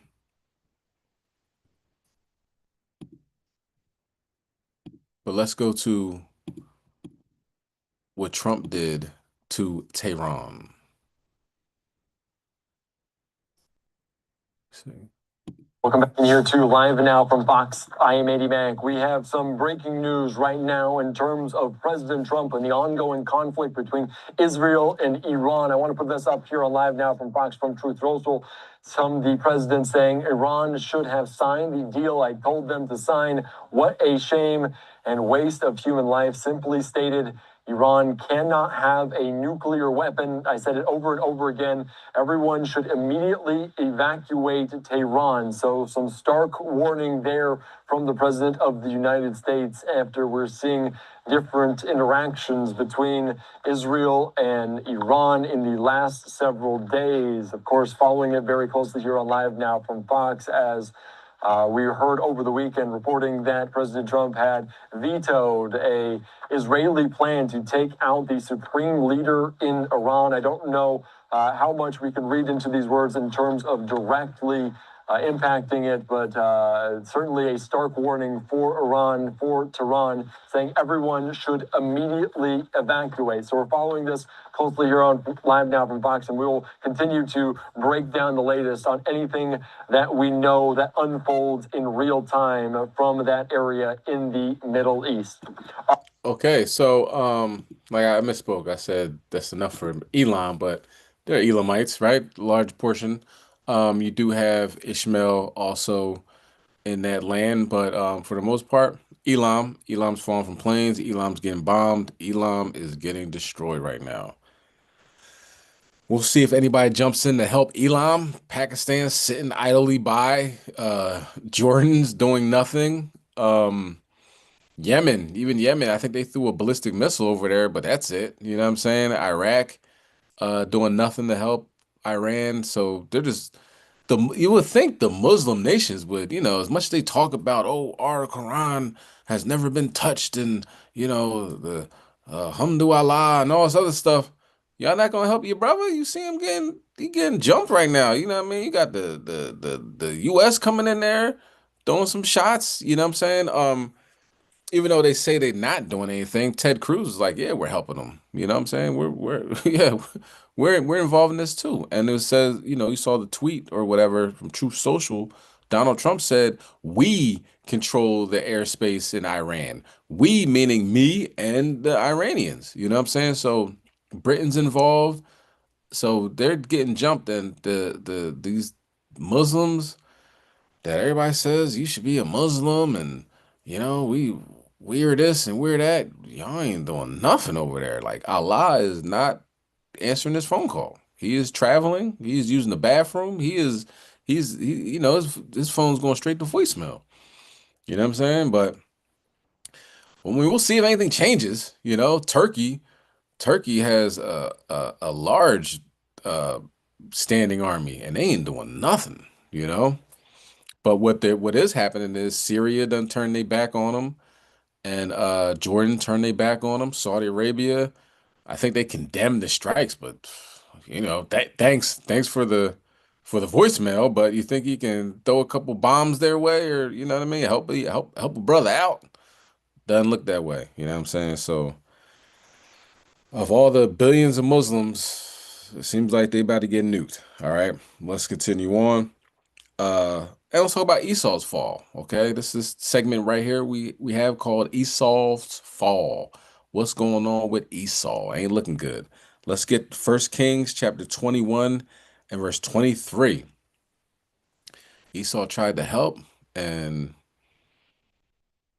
didn't work out good for him. I don't even want to explain what happened. Let's just get to it. First Kings chapter 21 and verse 23. And Jezebel also spake the Lord, saying, the dogs shall eat Jezebel by the wall of Jezreel. Okay, that's like, what does that have to do? Well, you'll see. Just stay focused. Unbelievable. I'll give you a hint. Esau got eaten by dogs. 7 News at 10. Well, good evening to you, and thanks for staying up late with us tonight. We do begin with new details in the tragic death of a 15-year-old girl who was attacked and mauled by a pack of dogs today, animals that she was trying to help rescue. Channel 7's Andrew Mobley was at the site in Saline County where it happened, and he joins us now with more. Andrew. Locals believe the tragedy could have been prevented and blame the county for not stepping in sooner to address the pack of dogs, which had been neglected by their owners. Neighbors we spoke with said the girl was trying to feed neglected dogs on a property on White Oak Drive in Alexander when she was killed. The young lady and her mother, out of the kindness of their hearts, had been taking care of the animals for some time after noticing their deplorable condition. Today, it all went horribly wrong. Midday, neighbors heard sirens and then gunshots as one of the first deputies arrived at the scene. And I watched the Saline County deputy come out and go up to the fence, and a bunch of dogs run the fence. He pulled out his pistol and shot into the ground twice, and the dogs ran. And then he walked over and looked down and turned around and walked back. And so I moved and I saw a body on the ground. Neighbors say they've complained multiple times in the past to the county about the dozens of dogs on the property where the girl died, which were not controlled by their owners and at times ran loose throughout the neighborhood. When they moved in, all the neighbors were very upset. They moved in with a huge amount of dogs. These dogs were very vicious at the fence to the point that no one wanted to let their children walk to and from the bus stop. Like, you had to get out here to get your 15-year-old off the bus because of these dogs. I mean, they do not look well cared for. This was a beautiful young girl that lost her life because these people do not properly take care of their dogs and have a hoarding issue. Neighbors said the county told them they couldn't do anything about the dogs. I called Saline County. They sent a deputy and said that there's not any animal control in the county and there's nothing they can do. It's the county. There is no humane society to call that will come out here and pick up these dogs. My dad he tried before he passed away. He used to call them all the time, and they told him to shoot them. Locals believe the tragedy today wouldn't have happened had authorities acted sooner. Today, the sheriff's office and Benton Animal Control seized the dogs involved in the attack. But it's just too late. So I think our government has failed us. And if somebody had done something, then maybe this little girl would be alive. The Saline County Sheriff's Office said out of respect for the family, the name of the victim will not be released at this time. On your side, I'm Andrew Mobley.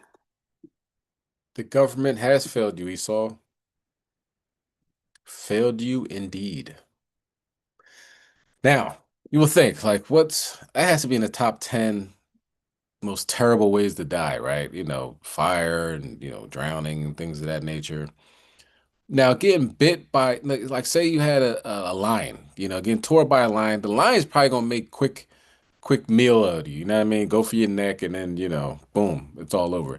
A dog is less than a lion, and multiple dogs, you can only imagine.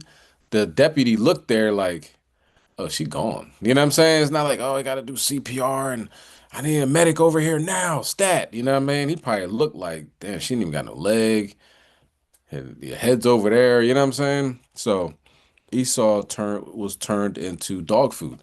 And you know what I mean, not for nothing, when brothers is at camp and they see Jake walking with a Edomite female, you know what I'm saying? He says, yo, you know what I mean? What are you doing with that dog? You know what I'm saying? Put a leash on that dog, or, you know, stuff, things of that nature. You know what I'm saying? And literally, she was turned into dog food. All right. So that's Esau's fall, you know what I'm saying? Just like Jezebel, just like Jezebel the heathen, you know what I mean? Here it is. Edomite heathen gets eaten by dogs. Moving on. Okay, let's go talk about the weather. Okay, we got another uh situation going on in West Virginia. West Virginia is flooded. Okay, let's get Luke chapter 17 and verse 26. And you're like, you know what? Doesn't that sound like, where do I know that from? You know what I mean? A flood, flood, flood. Well, let's talk about it. Okay, Luke 17, verse 26. And as it was in the days of Noah, so shall it be also in the days of the Son of Man. They did eat, they drank, they married wives, and were given into marriage until the day that Noah entered into the ark, and the flood came and destroyed them all. So, what happened in West Virginia? A flood of, what they say, biblical proportions? All right, parts of West Virginia are currently under a flood watch after a powerful storm swept through the state. You can see the damage left behind, including this apartment building that partially collapsed. The flash flooding killed at least 5 people, including a toddler. And rescue crews are still searching for 3 people. CBS News correspondent Tom Hansen joins us now from Fairmont, West Virginia. Tom, the scene behind you is utter devastation. What can you tell us about those that were impacted, especially the loss of a little toddler? Yeah, Vlad, just a tragic scene unfolding behind me. This is all the consequence of about 4.5 inches of rain that fell over a short period of time. Now, for viewers out there, that may not seem like a whole lot, but this is the devastation that you can see. This entire apartment complex, the facade of it, appearing to crumble on itself, exposing people's belongings to the elements. Their lives changed in a matter of just hours. Now, as we look ahead to today, we are expecting more rain in the forecast. Right now, the rain has held off for now, but we are expecting more rain in the forecast virtually every day this week in West Virginia. That could be some more flash flooding on the way for these communities. And I want to talk about the topography of this area just a little bit, because that is certainly playing a role in this emergency situation that we have on the ground here. You have high peaks, you have low valleys. That often serves as a funnel for the water to run off into the river systems. And that's what creates those flash flooding conditions. Now, as for the people here, they are bracing for more of that. We've heard sporadic outbursts of people crying as they come back to this area to see what's left and what they can salvage. We heard from one man who helped his stepfather recover any and all of their belongings that they possibly could after their home was wiped off its foundation. Take a listen. People were panicking. They were fleeing the building. They were crying. I am a combat vet, so I've seen quite a bit, and it's, but you can never get used to seeing things like this repeatedly. It's not. It's sad to see people lose everything that they have. So you can see that this was just a chaotic scene unfolding here as people rushed to get other people out. They rushed to get things out of their homes before the floodwaters completely swallowed parts of this building. And there's more on the way, Vlad. Not great news for the people of West Virginia today. All right, Tom Hansen for us reporting from Fairmont. All right. Yep. West Virginia. It don't get more Edomitish than that. You know what I mean? Not saying Jake don't live in West Virginia. Jake lives everywhere. But West Virginia, one of them, you know, that's like a sundown state. You know what I'm talking about? You know, you be in the wrong part of the state, it ain't gonna end good. Well, Most High flood them out. All praise to the Most High. Let's continue on. Our wrapped out session. I'm not even gonna get into this too deep, you know what I mean? It's almost like if you don't get it by now, which, you know, I can't help you. You know, so let's go to Deuteronomy 28 verse 30. We're going to talk a little bit about the Cardi B and Offset situation, and I'm not even going to get too deep into it because I don't even care. So I know y'all don't care. I want to see what's going on with Trump dropping a bomb on Iran. You know what I'm talking about? That's what I'm looking forward to. But let's just talk about it because 2/3 is 2/3, man, and they just do 2/3 things. So just give you the idea of even if you was like this at one point in time, just thank the Most High that you not. You know what I mean? That you really got past this level of ratchetness and pettiness that they're involved in. The video has a lot of curse words in it, so I'm not even gonna play the whole thing, but just play like the very beginning of you know what's going on. All right, Deuteronomy 28 verse 30 and Slakia, verse 30, thou shalt betroth a wife and another man shall lie with her. That's what's going on right now.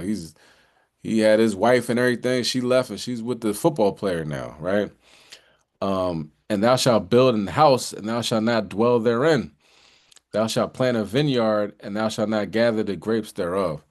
Okay, so in their situation, they had, they're living in Atlanta, nice house and all that stuff. She moves out, and what we talked about, I believe last week, she said she didn't like the rap chicks. She didn't say chicks, but you know what I'm talking about. The rap chicks that are able to play her when it comes down to music because of him. So she said I had to leave him because they were able to make fun of me. The only weak link in my life was him. So that's who she laid down with, had children with, and she just leaves, and now she's with another dog that is apparently doing her dirty. So um between both of them getting together, it's like, who didn't see this coming? You know what I'm saying? But let's just play a little bit of this video and then we'll quickly move on. My apologies for the ratchetness. Parts of West Virginia That's are West underwater Virginia. after powerful storms led to dangerous flash flooding over the weekend. At least 5 people have died. 3 people are reported missing. Officials say up to 4 inches of rain fell in some areas within 30 minutes on Saturday night.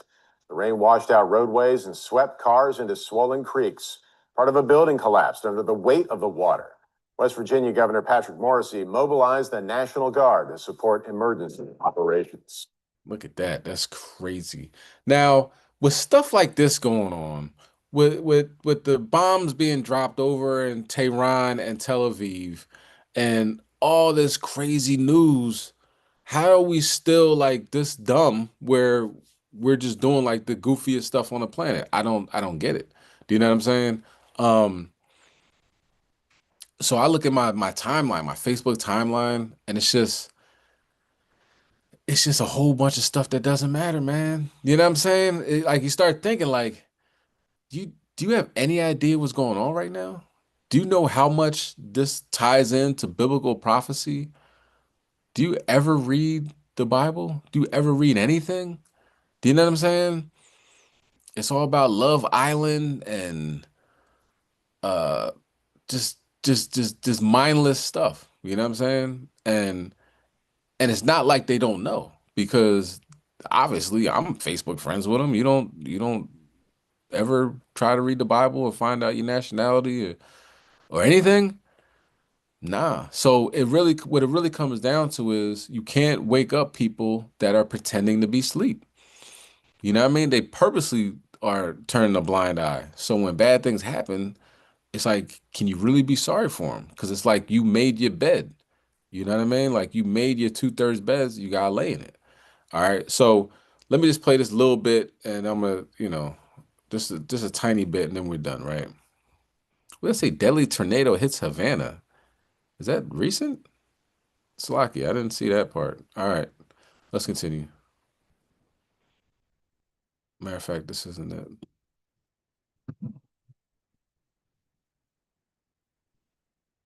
Well, this isn't the video, but since this is playing, let's just watch it.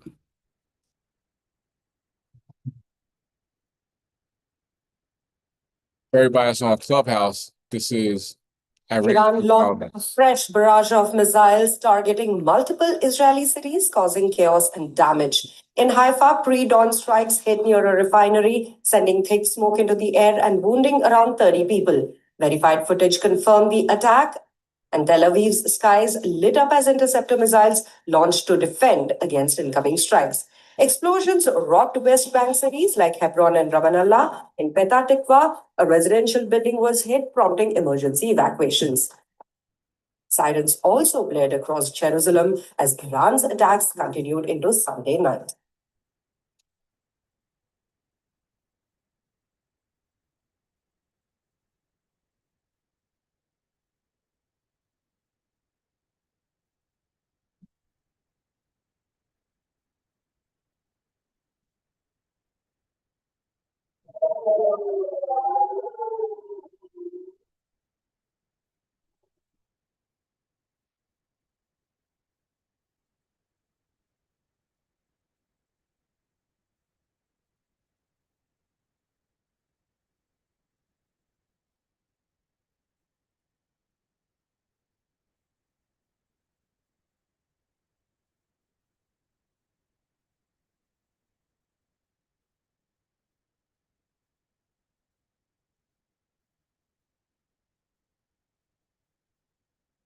Let's fast forward.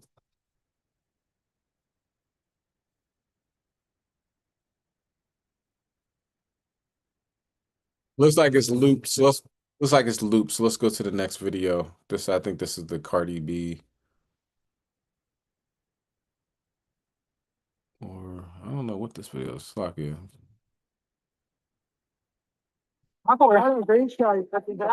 Yeah. Late in the night of Sunday, Iran once again tested the defenses of the criminal Israeli occupation forces in Palestine with a barrage of over 50 missiles.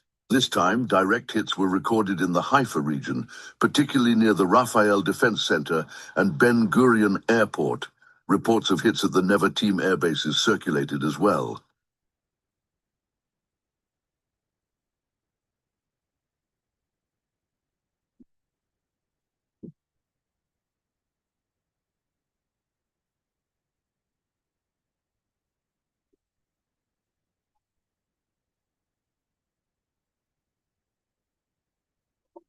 The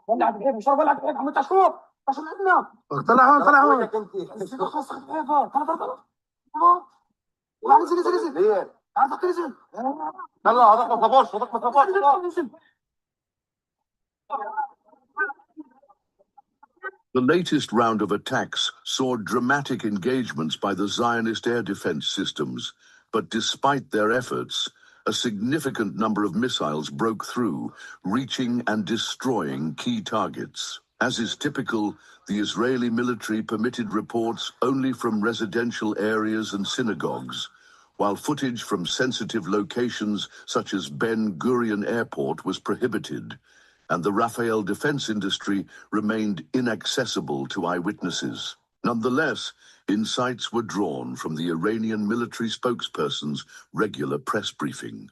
YouTube is censoring our updates, so please take a moment to like and share this video to help boost its visibility. سرزمین‌های اشغالی را ترک کنید، چرا که به طور قطع در آینده برای شما قابل leave the territories will become inhabited. در شب‌های گذشته برای time has been demonstrated that we successfully targeted sensitive and critical objectives, including military and security centers, decision-making hubs of the regime, and the residence of military commanders and scientists in your occupied territories. We now possess a comprehensive database of all your vital and sensitive locations. Therefore, we emphasize, do not allow the criminal regime to use you as human shields. Avoid residing or moving near the aforementioned locations that are known even underground. Shelters will not provide برای you شما with safety. ایجاد نخواهد کرد. Criminal Zionist regime. Eyewitness footage captured the exact moments of impact in Haifa, with some accounts indicating that strikes landed near Ben Gurion Airport and the Rafael Advanced Defense Systems, the manufacturer of the Iron Dome. If confirmed, this development could signal the beginning of a painful unraveling of the Zionist defense structure. We will explore what Rafael symbolizes for the regime in Tel Aviv and how Iran's actions could mark the end of an era. But for now, watch this.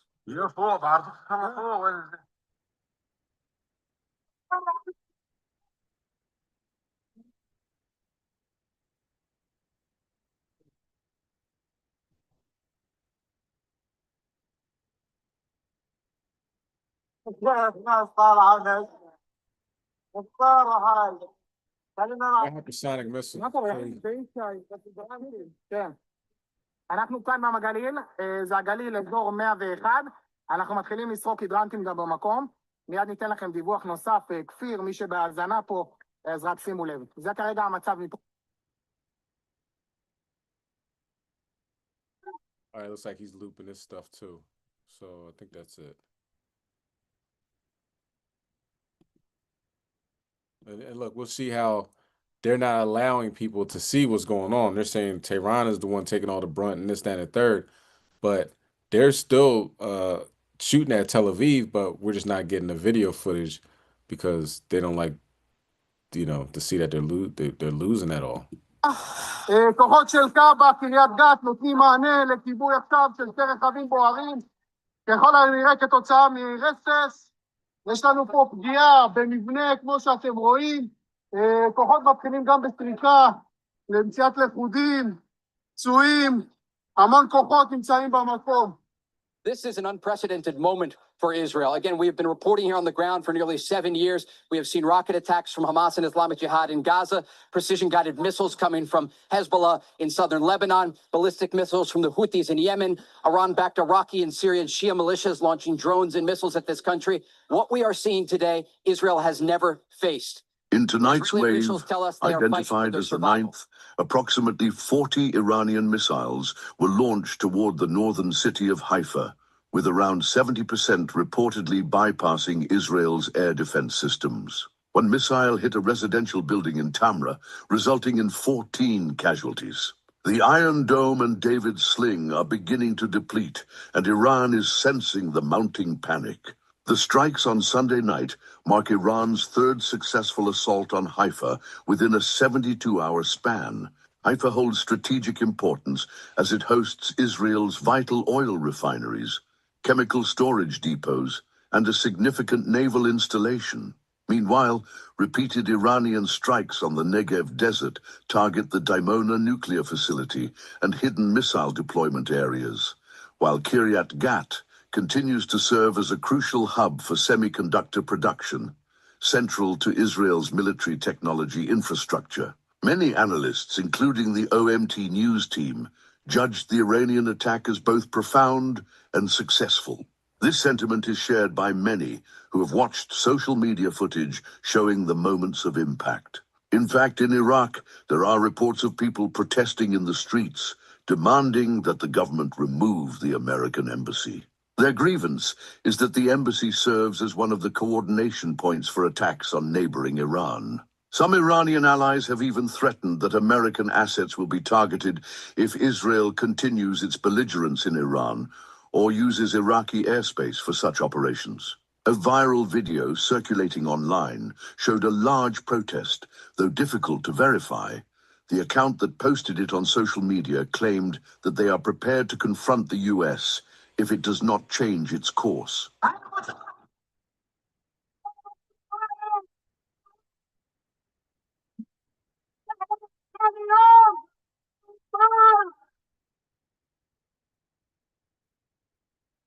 And now, speaking of the two major locations targeted today, Ben Gurion Airport and the Rafael defense industry. Ben Gurion Airport is widely known and needs no introduction. But when it comes to Rafael, many people are unaware that this is the tech powerhouse behind nearly all of the Israeli military's capabilities. To grasp why this makes it a significant target, it's important to understand the central role Rafael plays in enabling Israeli military design and dominance. Rafael Advanced Defense Systems is one of the foundational pillars of Israel's military-industrial complex, a legacy institution established alongside the birth of the state in 1948. It was originally formed as the Science Corps, or HEMED, under the direction of the Israeli Ministry of Defense, with a clear mission to build a self-reliant military technology infrastructure in a region surrounded by adversaries. Over time, Rafael grew into a technological and strategic force, spearheading advanced weapons design, research, and production that now power much of Israel's military might. It played a Okay, so it's like they're Boeing or you know what I mean, Lockheed Martin, and apparently got bombed. Okay, but let's watch a little bit of this. like this the difference between like Israelites and everybody else. Like this is important news that I'm about to put on to everybody else. To us, this garbage, and I don't know why I'm putting it on, but just to see the vast wide gap of hopefully, you know what I'm saying? Hopefully Israel's not caring about this, but I'm just gonna put on anyway, real quick. Raindrops, drop top, smoking, no cooking, the hot box. Is a new celebrity couple forming, or is it just another publicity stunt? That is the most pressing question following the release of a video showing Sky Marlene, who was previously linked to NFL player Stephon Diggs, getting close and personal with rapper Offset in a club. The video, which has gone viral on social media, shows Sky standing near Offset when he performs at a crowded event. Later that evening, she posted a story on Instagram with Migos music playing in the background. Even though she didn't mention Offset specifically, the fact that she was at his show and the timing of the post has fans and gossip blogs buzzing. The two have not responded to the sighting, but it doesn't take much for the internet to connect the dots and form their own conclusions. And now the connection is officially on the culture's radar, whether it was a simple night out or something more. Fans recently got a preview of Cardi B's The culture's radar. Now Cardi just starts cursing after this, so I really don't feel like I definitely don't feel like hearing that. But so now he's messing with Stephon Diggs' ex because Stephon Diggs is messing with his ex. That's just weird, man. You know what I'm saying? That's like so far gone of like the level of importance and like what's going on right now. You know what I'm saying? Like we on the precipice. We on the verge of not only World War III, but martial law. Everybody forgot that the National Guard was out in California and Texas and Minnesota. We didn't even talk about that. The Minnesota senator was killed in a political assassination, and they called in the National Guard.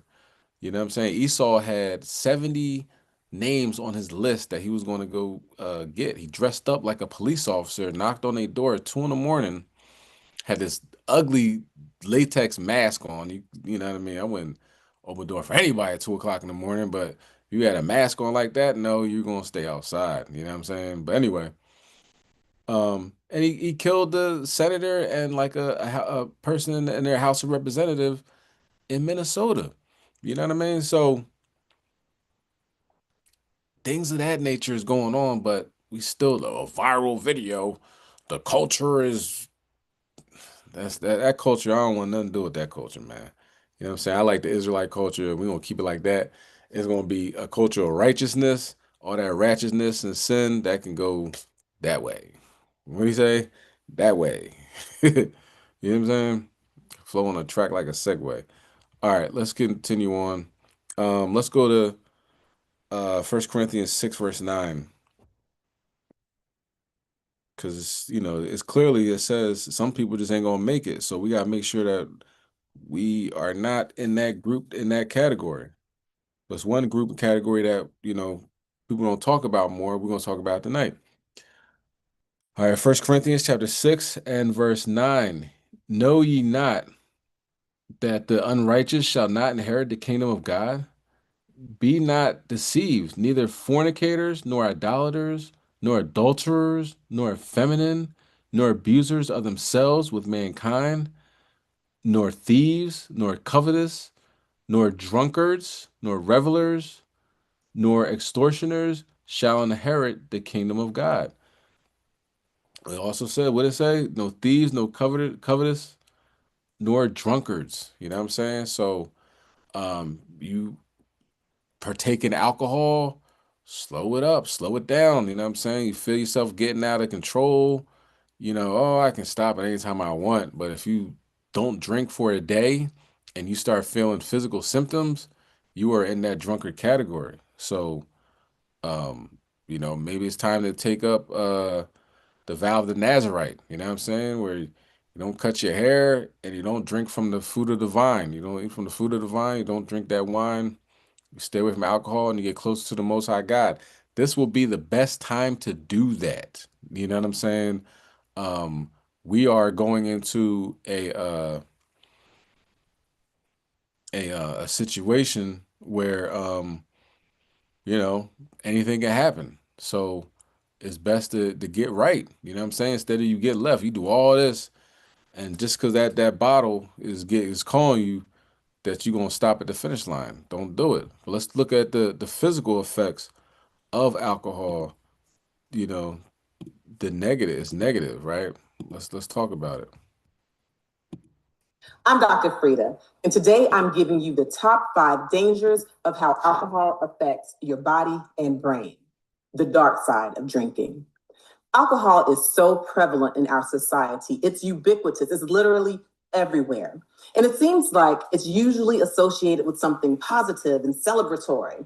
If you go to a party, there's alcohol. If you go to a wedding, there's alcohol. If you go to a football game, a Christmas dinner, a bat mitzvah, a graduation celebration, if you're invited to the cookout, do you get my point? There's alcohol. It's everywhere. But there is a dark side to drinking. According to the CDC, excessive alcohol use is the #1 cause of preventable death in the United States, and binge drinking accounts for 40% of those deaths. But even if you're not a binge drinker, if you're just a chronic drinker and you consider yourself to be a moderate alcohol user, you may actually be drinking excessive amounts of alcohol and you don't even know it.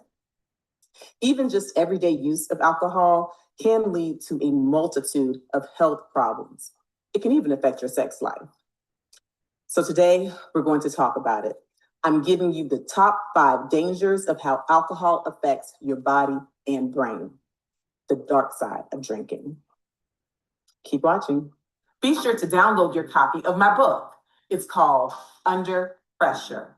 It's your step-by-step guide on how to control high blood pressure. This book is packed with. I'm Dr. Frida, an MD who has been triple board certified, and today I'm giving you the top 5 dangers of how alcohol affects your body and brain, the dark side of drinking. Excessive alcohol use is the #1 cause of preventable death in the United States. But what is excessive alcohol use? How many drinks? Well, first off, let's define what a drink of alcohol is. 1 drink is considered 12 ounces of beer, or 5 ounces of wine, or 1.5 ounces of an 80 proof liquor.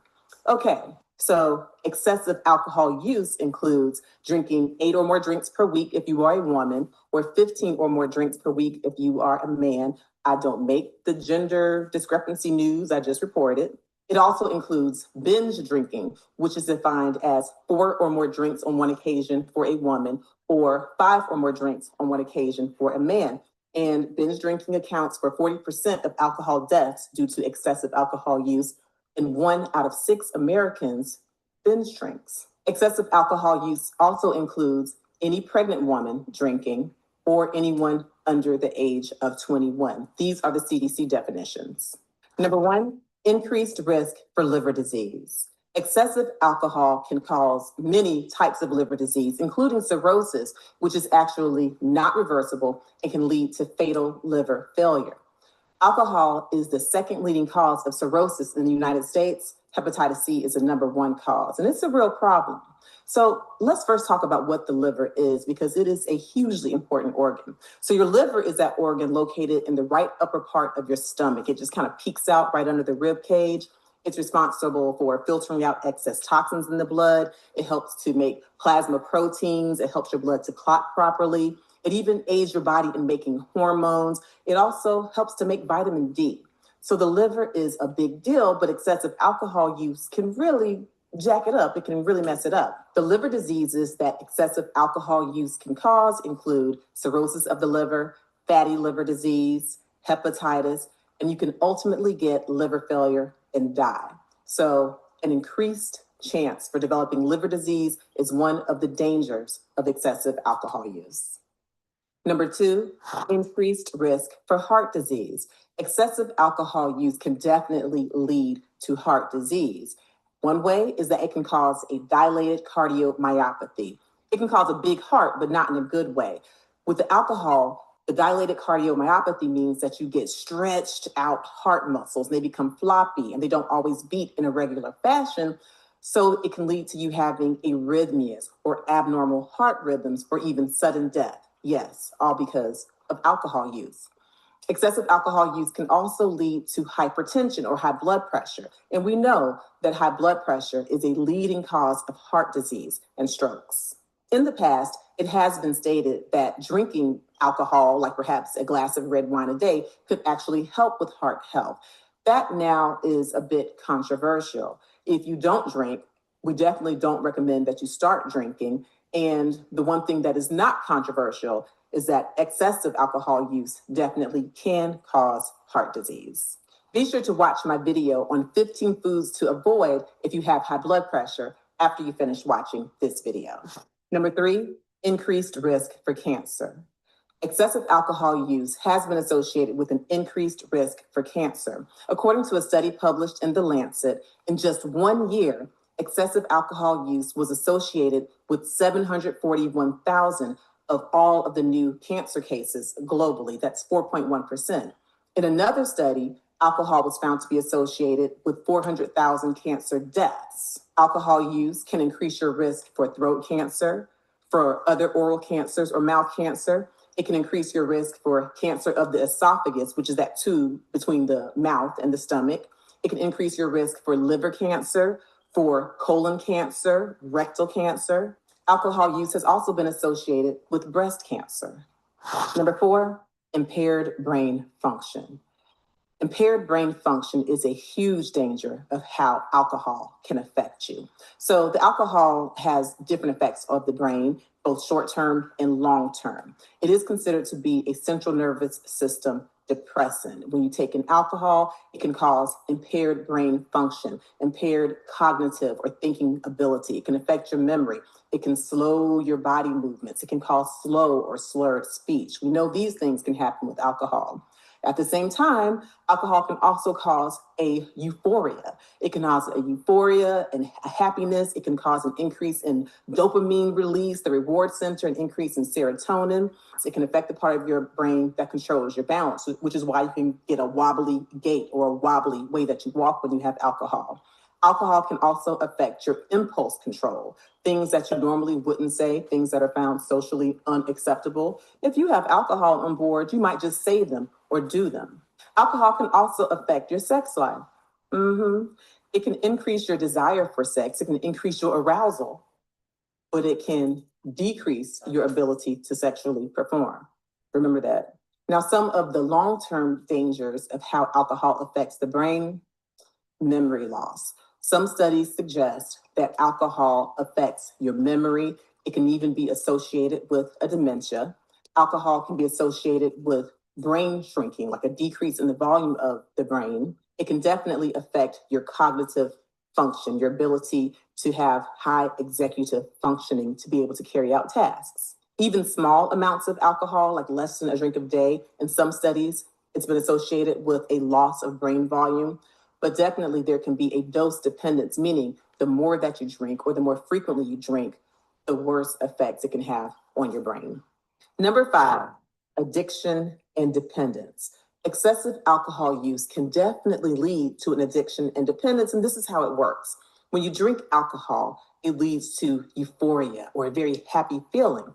What happens is the alcohol causes a release of your body's endorphins, which are like your endogenous morphines or opioids. This triggers a release of dopamine, which causes a pleasure in your reward center. It also triggers a release of serotonin, which can cause a very light or happy mood.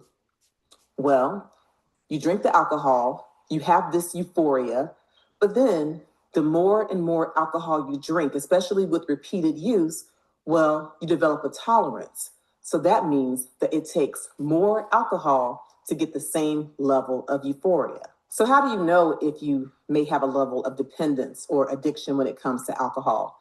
Well, there is a tool called the Cage questionnaire, which has been used historically. Do you feel like you need to cut down on alcohol? Do you get annoyed when people ask you about your alcohol use? Do you ever feel guilty about the amount of alcohol you use? Do you need an eye opener? In other words, do you wake up in the morning and the first thing you need to do is grab alcohol? If you're answering yes to these questions, then it's something to consider. You could have some type of a dependence on alcohol. That's just a screening tool. Also, if you find yourself having frequent cravings for the alcohol, if you're using the alcohol despite physical problems or social problems that it may be causing, if you find yourself doing activities while drinking alcohol that you know you shouldn't be doing, for example, if you're driving after having excessive alcohol use, that could be a sign that you have an alcohol dependence. You definitely want to have the conversation with your physician if you think that you may have an alcohol dependence. And you can also reach out to groups like AA, Alcoholics Anonymous. If your body becomes physically dependent on alcohol, you can get withdrawal symptoms when you stop. You can get a high heart rate. You can even get high fever. You can get anxiety. You can get very intensely agitated.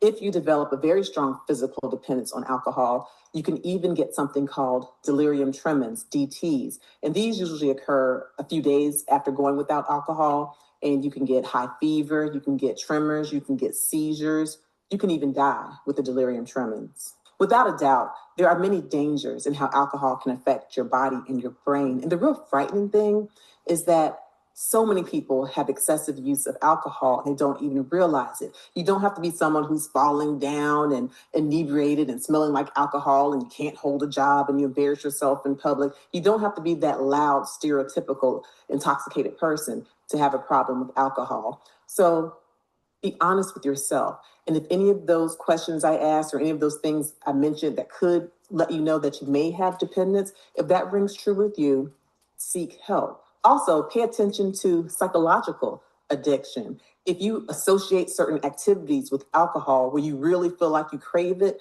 for example, if you can't do a Zoom call with friends without drinking alcohol, if you can't go to dinner without drinking alcohol, if you can't watch a game on television without drinking alcohol, pay attention to that and really calculate your numbers to see if you have excessive alcohol use and are putting yourself at risk for some of these dangers. The top 5 dangers of how alcohol can affect your body and brain are that it increases your risk for liver disease, it increases your risk for heart disease, it increases your risk for cancer, it can cause impaired brain function, it can lead to addiction and dependence.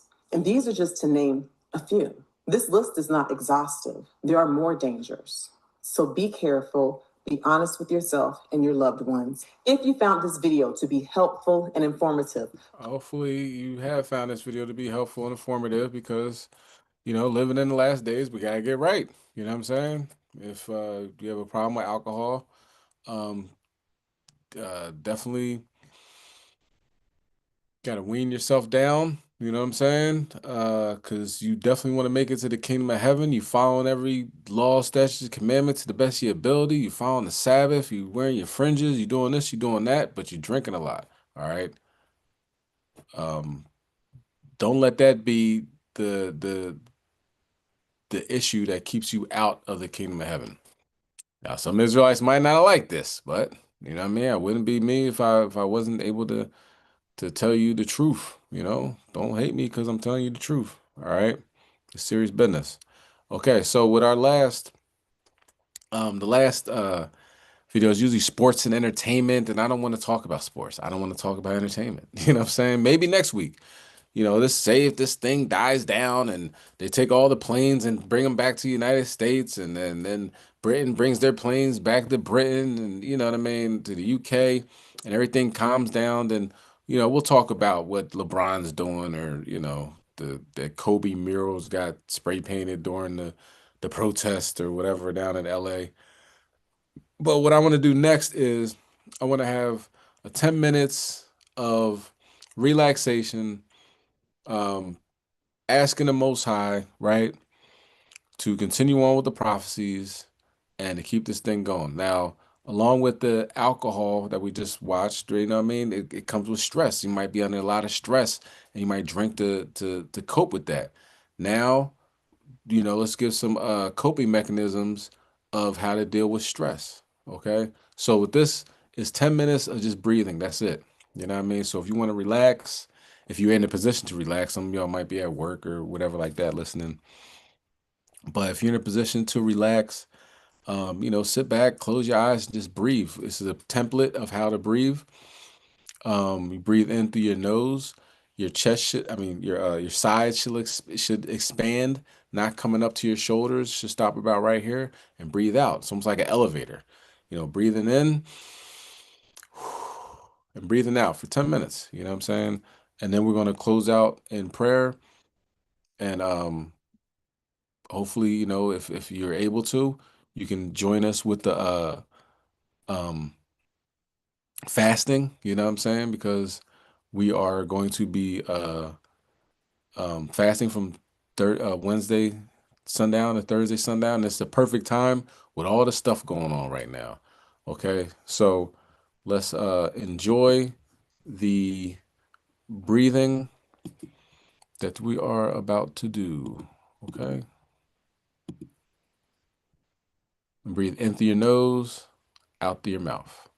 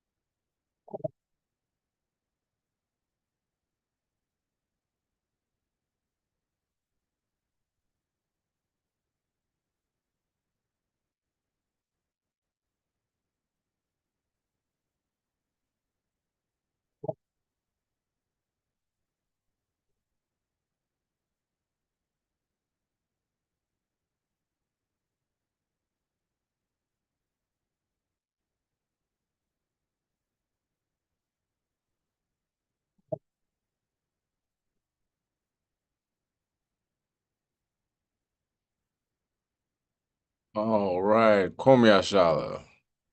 All praises to Yahweh Shem Mashiach Yahushai. Hopefully you enjoyed that as much as I did. For those of us that feel a certain way about breathing, I'd question what's going on with you. You know what I'm saying? Breathing is very important. It's vital. You know what I'm saying? To your overall health. Your body needs oxygen. Your brain needs oxygen. Your cells need oxygen. So get that oxygen, man. You know what I'm saying? And it's a cheat sheet. You know what I mean? I don't think I need to go too deep into it. For those that know. And for those that don't know, don't care, I can't help you. But that's actually a cheat sheet. And maybe someday, some way, it'll make sense to you. Most High open up your eyes to that understanding. All right, so we're gonna close out in the Lord's Prayer. So if you like to stand and face the east, prostrate and face the east, however you want to do that, do it, and we'll close out in prayer.